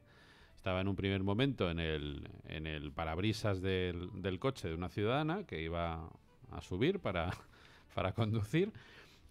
Al creer que era una rama de un árbol, pues la agarró con tan mala suerte que se introdujo dentro del vehículo y cuando se quiso dar cuenta vio que no era una rama de árbol, que era una serpiente. Se bajó del coche en marcha. Andrea. Sí, claro. Yo hubiera hecho lo mismo. Yo creo Pero bajarse de un coche en marcha, en fin. Yo creo que salgo por la ventana gritando y el coche en marcha. O sea, es que eso es un susto horrible, Rafa. No sé dónde acabaría el coche de esta ciudadana, bajándose en marcha, pero bueno. De momento no han conseguido explicar exactamente cómo ha aparecido ese bichito ahí. Está revisando bien, porque si hay una, seguramente habrán más. Es posible que haya alguna más, sí. Pues que busquen bien, efectivamente. Gracias, Andrea. Vamos a llamar, como siempre, a esta hora, 10 y 16 minutos, a Albert Ronald Morales. Un poquito de ritmo a la mañana. Son las 10 y 18 minutos. Vamos a hablar de alimentación, vamos a hablar de nutrición, como siempre, con nuestro buen amigo Albert Ronald Morales. ¿Qué tal, Albert? Buenos días. Buenos días, Rafael. Encantado de oírte. Un abrazo para el equipo que te acompaña y todos los oyentes. ¿Por dónde andas, Albert? Pues fíjate que estoy aquí, acabo de desayunar en un sitio que hacen unos panes. No me digas. No lo conocíamos, pero llegamos aquí, mejor dicho, Diosito nos trajo aquí a este sitio, atendido por una persona maravillosa, pan sin gluten de levadura madre, y una variedad y un pan de maíz. Y un pan de arroz, oye, Rafa, esto sí... Madre mía, pero ¿por dónde queda esa maravilla? ¿Por dónde está? A ver, demos la dirección, porque es que estas empresas que están haciendo cosas lindas, claro, hay que apoyarlos. Esto queda en la calle... A ver, aquí me están... ¿Pero Madrid ciudad o Alcorcón? Sí, no, ciudad, aquí en Madrid. Madrid ciudad. Calle Equilastre, 3. Equilastre 13. A la vuelta de Sagasta. A la vuelta de Sagasta. Bueno. De la calle Sagasta. Vale, ya sabemos más o menos. Y el sitio se llama Panes y Planes. Panes y Planes. Ay, qué bonito Rafaela. Nombre, Panes y Planes. Bueno, pues un abrazo muy grande a nuestros amigos. Sin gluten y sin... Bueno, aquí está haciendo un pan absolutamente fantástico. Oye, pues que aproveche, Albert, y compañía. No, ya desayunamos, así es que lo hemos disfrutado y por eso lo contamos. Claro. Es que además por la mañana, Albert, es importante tomarse un buen zumito, como este que tengo yo aquí ahora mismo a mi lado, un zumo natural recién exprimido, y después un buen pan tostadito, pues cada uno como quiera, con un buen aceite de oliva virgen extra, de primera presión en frío, un poquito de tomate natural, cada uno lo que quiera, ¿no? Pues hoy aquí, con este pan delicioso, tomamos tomate con aceitito y un té chai que está también de muerte, lo hacen de maravilla. Madre mía. Un día tenemos que hacer ahí hay que hacer una quedada por ahí, Albert. Hay que hacer una que venir y además la persona que atiende es una persona muy especial, atiende con mucho cariño. Qué bien. Oye, Albert, siguiendo con esto de los desayunos saludables, sí, señor, me preocupa un poco que sigo viendo algunas prácticas en niños pequeños, ahora que han empezado los colegios, que ya hemos dicho en este programa durante mucho tiempo que no son las más adecuadas. Primero, aunque un niño se levante tarde, no es admisible que vaya al colegio sin desayunar de una manera continuada. Puede suceder un día que no se encuentre muy bien o que esté, un día. Pero malito, ¿no? Claro, pero no puede ser que de manera habitual o frecuente vaya al colegio sin desayunar. Eso es un disparate. Luego, en el recreo, a media mañana, Tampoco es nada recomendable que los niños tomen bollería industrial o ni muchísimo menos chucherías o bebidas azucaradas. Eso es una completa barbaridad, Albert. Ciertamente. Fíjate que en estos días leía yo en un informe que salía del Reino Unido, donde allí también están preocupados por este mismo tema. Yo creo que es que en el planeta se está dando un cambio, porque he leído este mismo informe con esta misma preocupación en Alemania, en Francia, y ya en Estados Unidos esta preocupación es no solamente una preocupación, es que es una necesidad. Albert, es que dimos ayer el dato de que en el mundo hay casi 700 millones de obesos. Y va siendo la hora de que despertemos y pongamos remedio a todo eso, ¿eh? Es que definitivamente la cosa es complicada, es una epidemia. Bueno, pues el desayuno, como bien lo decías, es la comida más importante del día. Y los niños que van a estudiar, que van a trabajar intelectualmente, necesitan, con una necesidad prioritaria, carbohidratos buenos para la energía y para que estén perfectamente despabilados, estén concentrados en su estudio y además que estén felices, porque es que a veces ve uno las caritas de los niños que no los ve tan felices. Es que se nota mucho, Se nota, ni felices ni saludables. Ese es lo más grave, Andrea. Entonces, ¿qué es lo que hay que hacer? Hay que tomar un buen desayuno. Ya como ven, hay unos panes aquí en Madrid, como el que hemos tomado aquí en este sitio, que, oye, estos panes son maravillosos para un niño. Y si el niño se acostumbra a que tome el pan con aceitito, con tomate, o es más, con una mermeladita hecha en la casa o de estas ecológicas que hay, casera, pues allí ya le estamos dando, exactamente, allí ya le estamos dando, y como dice Rafael, es que hay que insistirles, con la comida que hay que más insistirles es con el desayuno. No es ni siquiera con la cena. La cena, si un niño se acuesta sin cenar, no tiene mayor trascendencia. Pero es que un niño que se vaya sin desayunar al cole es complicadísimo. Es la gasolina del día. Precisamente, Albert, quería preguntar, por ejemplo, en mi caso, estos niños tienen temporadas en que comen mal y a veces al desayuno no les apetece nada. ¿Qué cosas se les puede dar que sea poquito, que sea muy nutritivo y que los alimente de verdad? Qué buena pregunta, Andrea, porque te voy a comentar un trabajo que se hizo hace unos 10 años, un poquito más, en la Universidad de California. Se empezó a pensar en eso. Las profesoras, las científicas, empezaron a mirar qué podían hacer, porque los niños no se levantan con ganas de comer. Era lo que pasaba. ¿Por qué un niño o por qué las personas se levantan sin ganas de comer? Si los campesinos lo primero que se levantan es con ganas de comer y con ganas de desayunar muy bien, dicen a trabajar. Uno ve en el campo, y eso dice el estudio, uno ve en el campo que la gente lo primero que hace es desayunar. Y desayunan con un apetito, y el desayuno del campo es abundantísimo, es tremendo, es contundente. Entonces, ¿por qué? La pregunta que tú me cuentas, ¿por qué los niños se amanecen inapetentes? Y encontraron en el estudio algo que es importante que lo entiendan, y se lo vamos a contar a ti y a los oyentes. Resulta que las comidas, las cenas copiosas, son las que se encargan de quitar el apetito. Claro. Y otro detalle, las cenas tarde y que no hayan una digestión, es decir, que no se vaya a acostar, es decir, que se cene y se esperen 2 horas, ahí también tenemos el otro problema, porque es que cuando nos vamos a dormir nos ponemos horizontal, y al ponernos horizontal, nuestro sistema digestivo y nuestro metabolismo inmediatamente entra en ralentización para que podamos conciliar el sueño. Entonces, dicho de otro modo, hay que hacerlo justo al revés. Hay que cenar poco y desayunar fuerte. Esa es la idea. Esa es la idea. Y los niños, si se les da de cena una cena suave, se espera 2 horas, porque si a veces comen los niños y a la media hora o la hora la mamá los está acostando.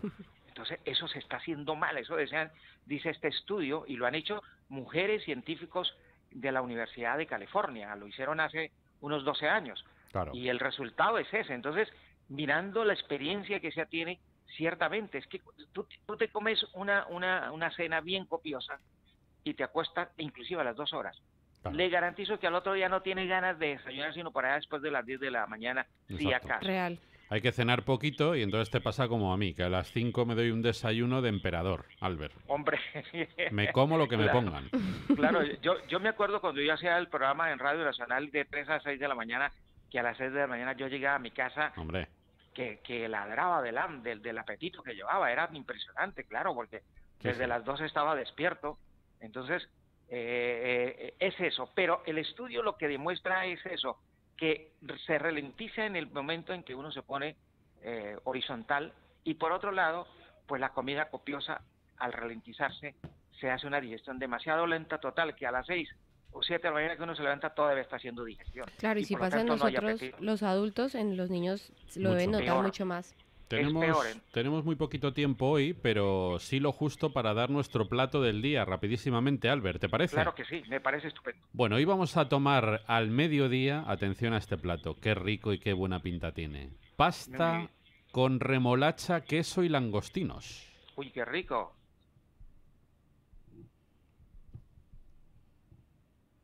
Hey baby, jump over here when you do the ooby dooby. I just gotta be near ooby dooby. Para 2 personas, Albert, para Janet y para ti. Toma nota, Perfecto. porque yo creo que esto os va a encantar. 200 gramos de pasta de sémola de trigo. Justamente la compramos ayer, fíjate. Una remolacha cruda, unos langostinos frescos. ¿Tenéis langostinos veganos? Sí, señor, y hasta gambas. Qué bien. ¿Sabes? Un trocito de rulo de queso de cabra. Muy bien, nosotros tenemos uno vegano delicioso. Vamos a utilizar un puñado de rúcula fresca. Ah, qué maravilla. Acuérdate que la rúcula ayuda a quitar los tumores cancerígenos. Qué bien. Un par de dientes de ajo, aceite de oliva virgen extra, sal, pimienta, una punta de guindilla. Uy, qué bueno. Perejil, y vamos a hacer una vinagreta. Vale, eso es una maravilla.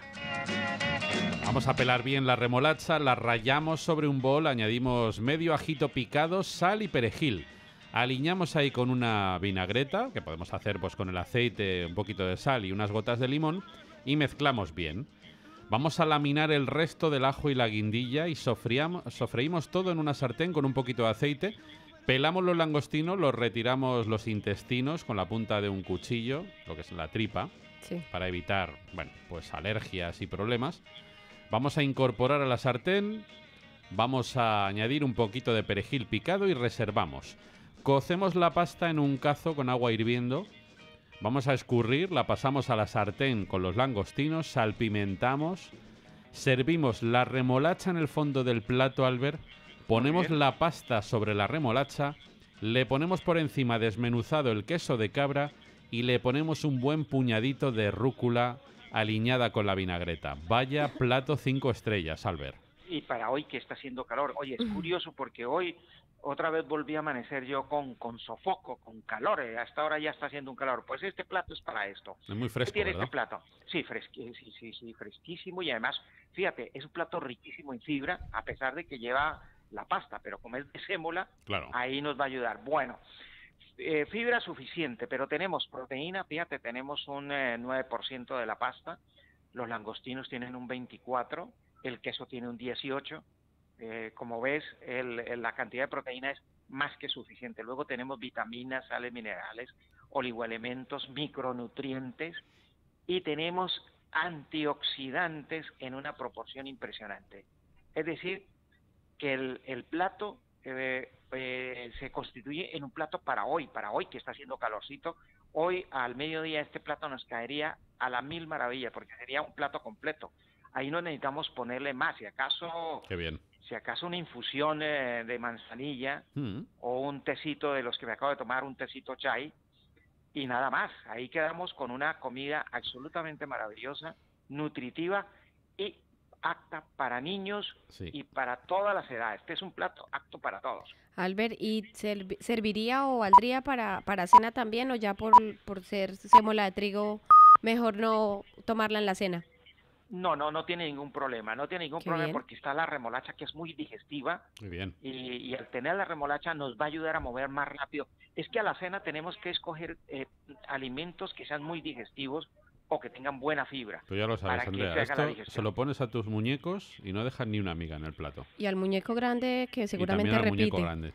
Que se repite, ese con toda la... Nos vamos a poner 2 platos de esta ensalada, efectivamente. Un abrazo muy fuerte. Vamos a dar un teléfono para más información, Albert. Claro que sí, el 91 619 5414. 91 619 5414. 14. Un abrazo muy fuerte, amigo. Hasta mañana. Un abrazo para ti y para todos los oyentes. 10:31. Buenos días, España.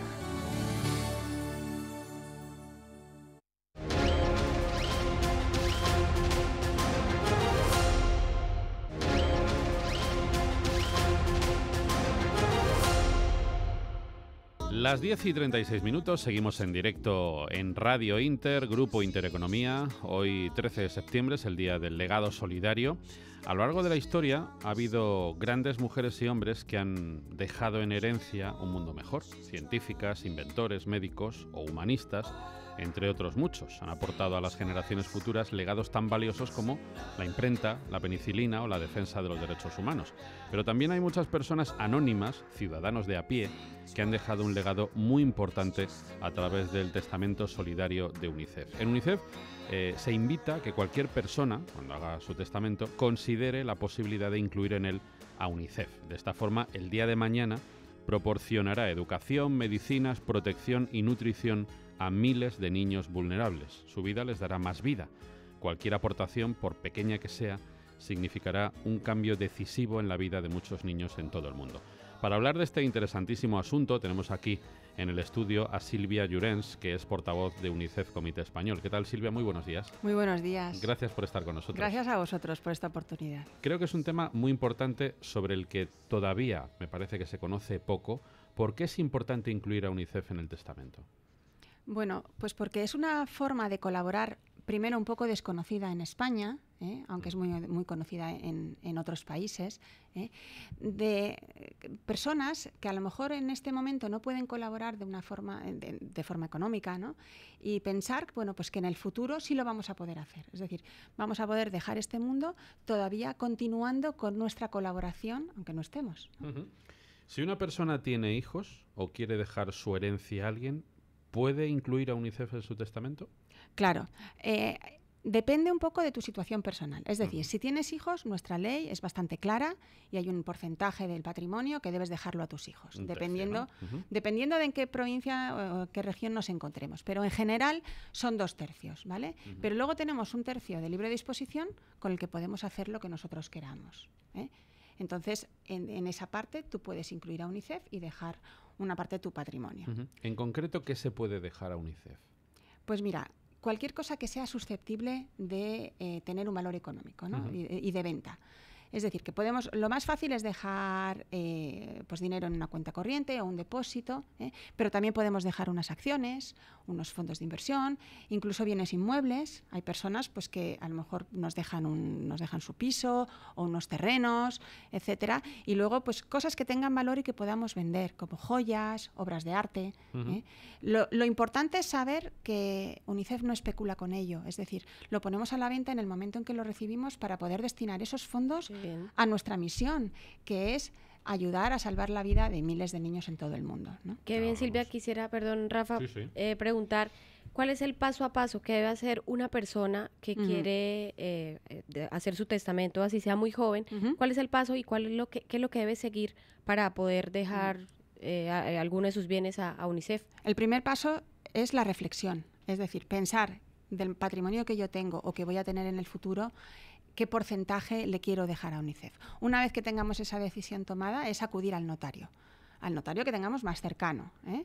Ellos nos van a ayudar a redactar el testamento, según nuestras instrucciones y nuestras decisiones, y es firmar el testamento. Es súper sencillo y además es que es muy barato, porque hay gente que a lo mejor piensa este es un trámite que puede costar mucho dinero. No, en España está aproximadamente alrededor de 40 euros. Que es uno de los países más baratos en Europa en que cuesta hacer testamento. Entonces, primero hay que animar a la gente a hacer el testamento. Es muy importante que lo hagamos.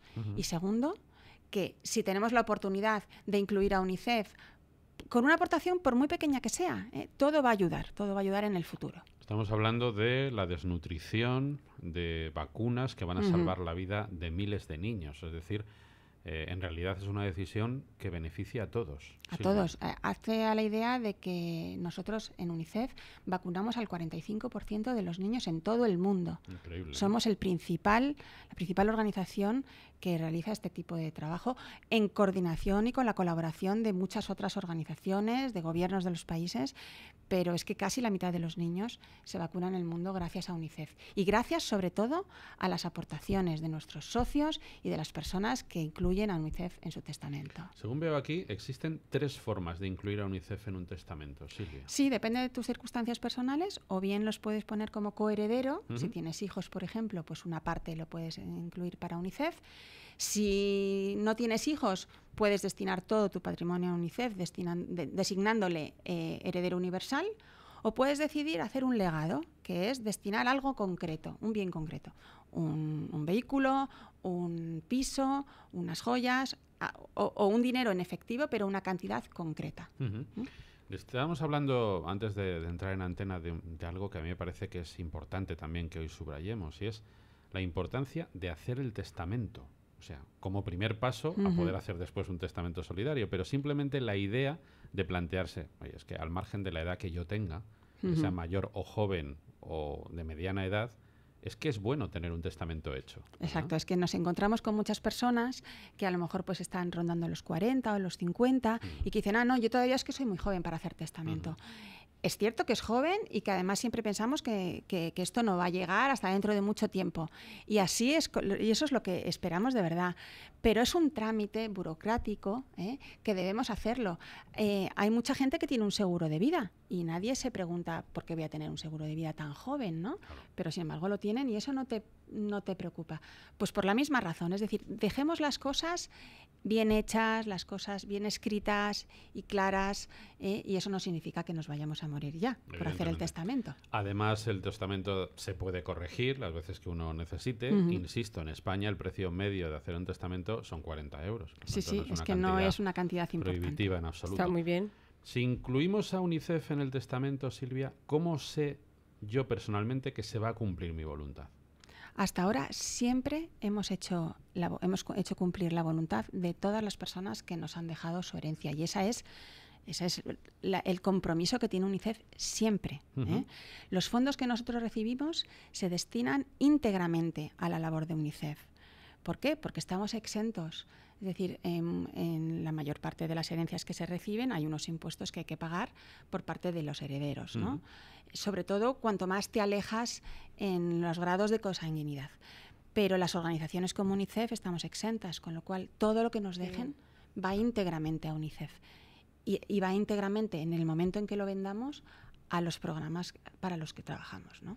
Andrea, no sé si querías incidir en algo. Quería preguntar si prestan asesoramientos y aparte de que las personas interesadas vayan directamente a la notaría, pueden acercarse a UNICEF y pedir ayuda. Por supuesto. Tenemos además un despacho de abogados que para cuestiones jurídicas a lo mejor más complicadas nos prestan su asesoramiento, y simplemente llamando a UNICEF o simplemente a través de la página web testamentounicef.es y en el teléfono 900-907-500 les damos el asesoramiento que necesiten.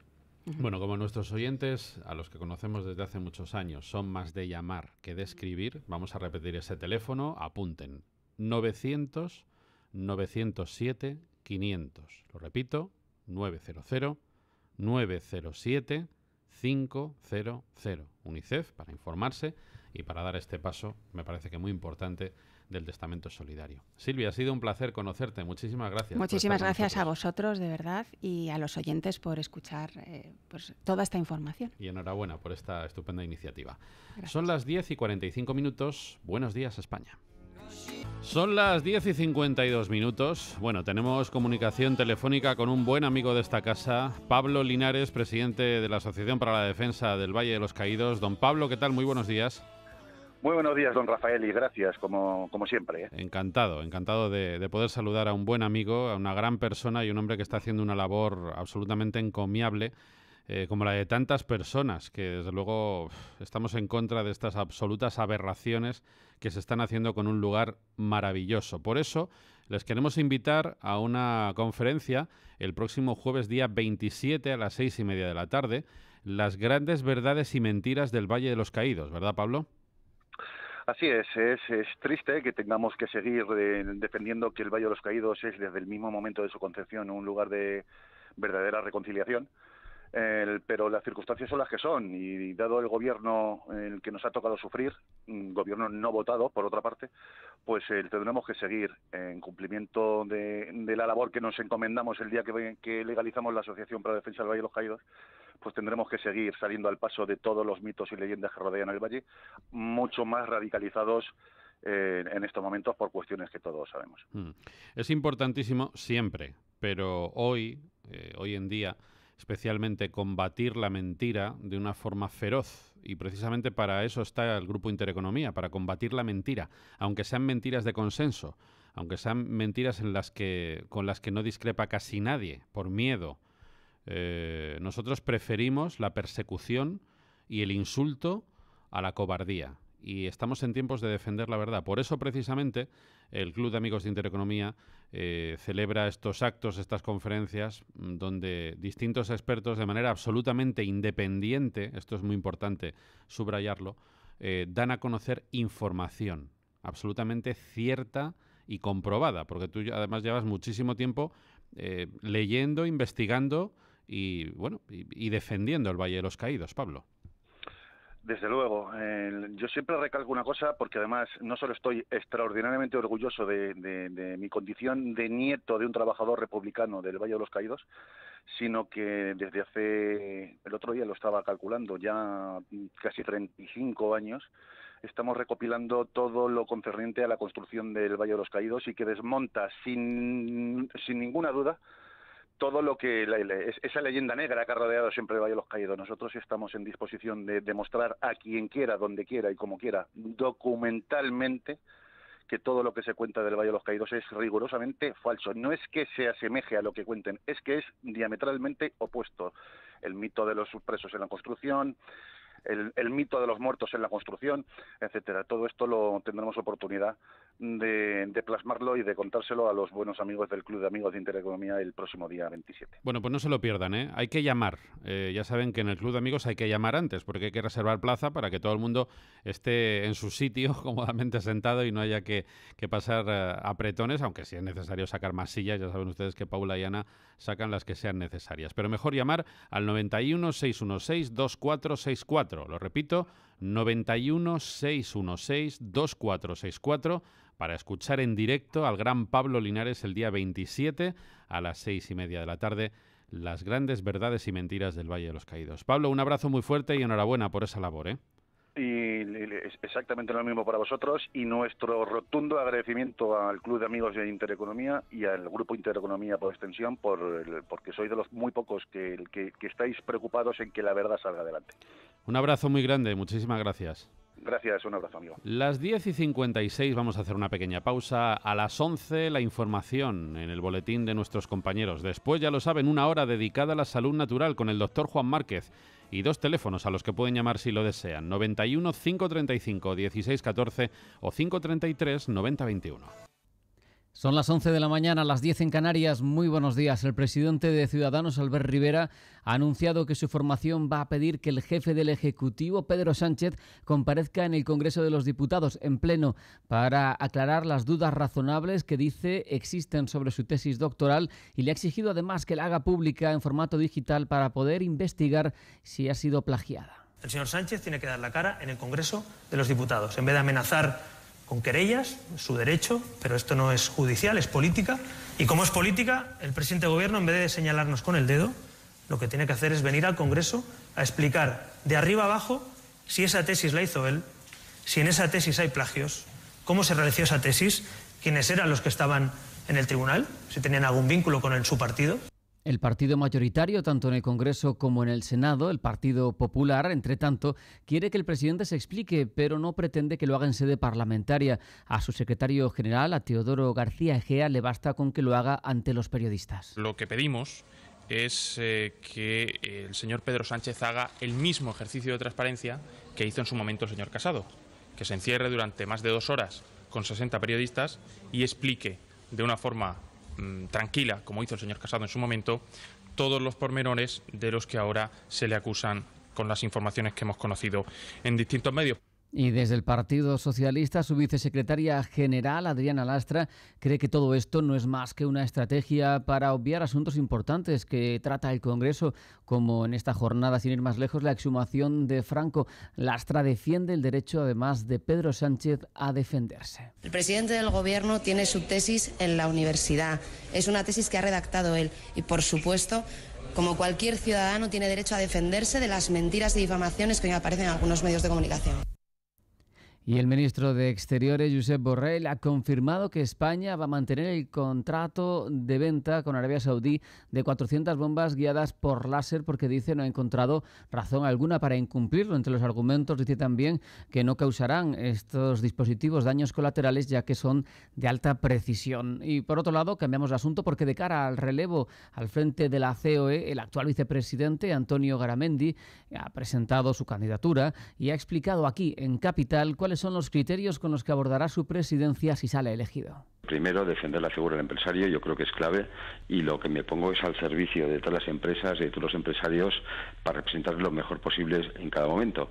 Y yo siempre lo digo, con varios criterios. El primero, independencia, y por supuesto, pues el de la unidad de España, el de la defensa de la ley, de la Constitución, el de la lealtad absoluta, como siempre hemos tenido a la corona. Es decir, pues yo creo el respeto al derecho a la propiedad. Y alrededor de 300 agentes de la Policía Nacional registran 23 clínicas de iDental en 21 provincias para incautarse de equipos informáticos, para recopilar pruebas, para devolverlas a los pacientes afectados y para elaborar un inventario de activos. Lo hacen por orden de un juzgado. La información de los mercados en tiempo real. Subida del 0,39% para el selectivo en una jornada en la que hemos escuchado al ministro británico del Brexit, a Dominic Raab, afirmar que Reino Unido no va a pagar la factura del divorcio con la Unión Europea si no hay acuerdo con Bruselas. Y es una factura alta, alcanza los 43.700 millones de euros. También China, que ha recibido la invitación por parte de Estados Unidos para continuar con las negociaciones comerciales y a fin de evitar la guerra arancelaria. Lo ha confirmado esta mañana el portavoz del Ministerio de Exteriores chino. También recordamos, hay reunión de bancos centrales, alguno habitualmente no mencionado como el de Turquía, pero relevante por la evolución de su moneda, también de Reino Unido y del Banco Central Europeo. En el tiempo real, la subida del IBEX es del 0,40%, está en 9.343 puntos, cae el FTSE un 0,18%, se coloca en 7.300 puntos, gana un 0,35%, el CAC parisino hasta 5.350, sube un 0,54%, el DAX está en 12.096 y el Eurostock arriba un 0,42%, se coloca en 3.340 puntos. Divisas, un euro se cambia por 1,1612 dólares y por 129,50 yenes. Y en las materias primas, recortes para las dos referencias. El barril de Brent abajo un 0,93%, está en 79 dólares, mientras que el de tipo West Texas cae con más fuerza, un 1,49% abajo hasta 69,32 dólares. Hasta aquí las noticias. Si quiere estar al tanto de la última hora de la mejor información económica y bursátil, siga con nosotros y también de forma permanente en intereconomía.com.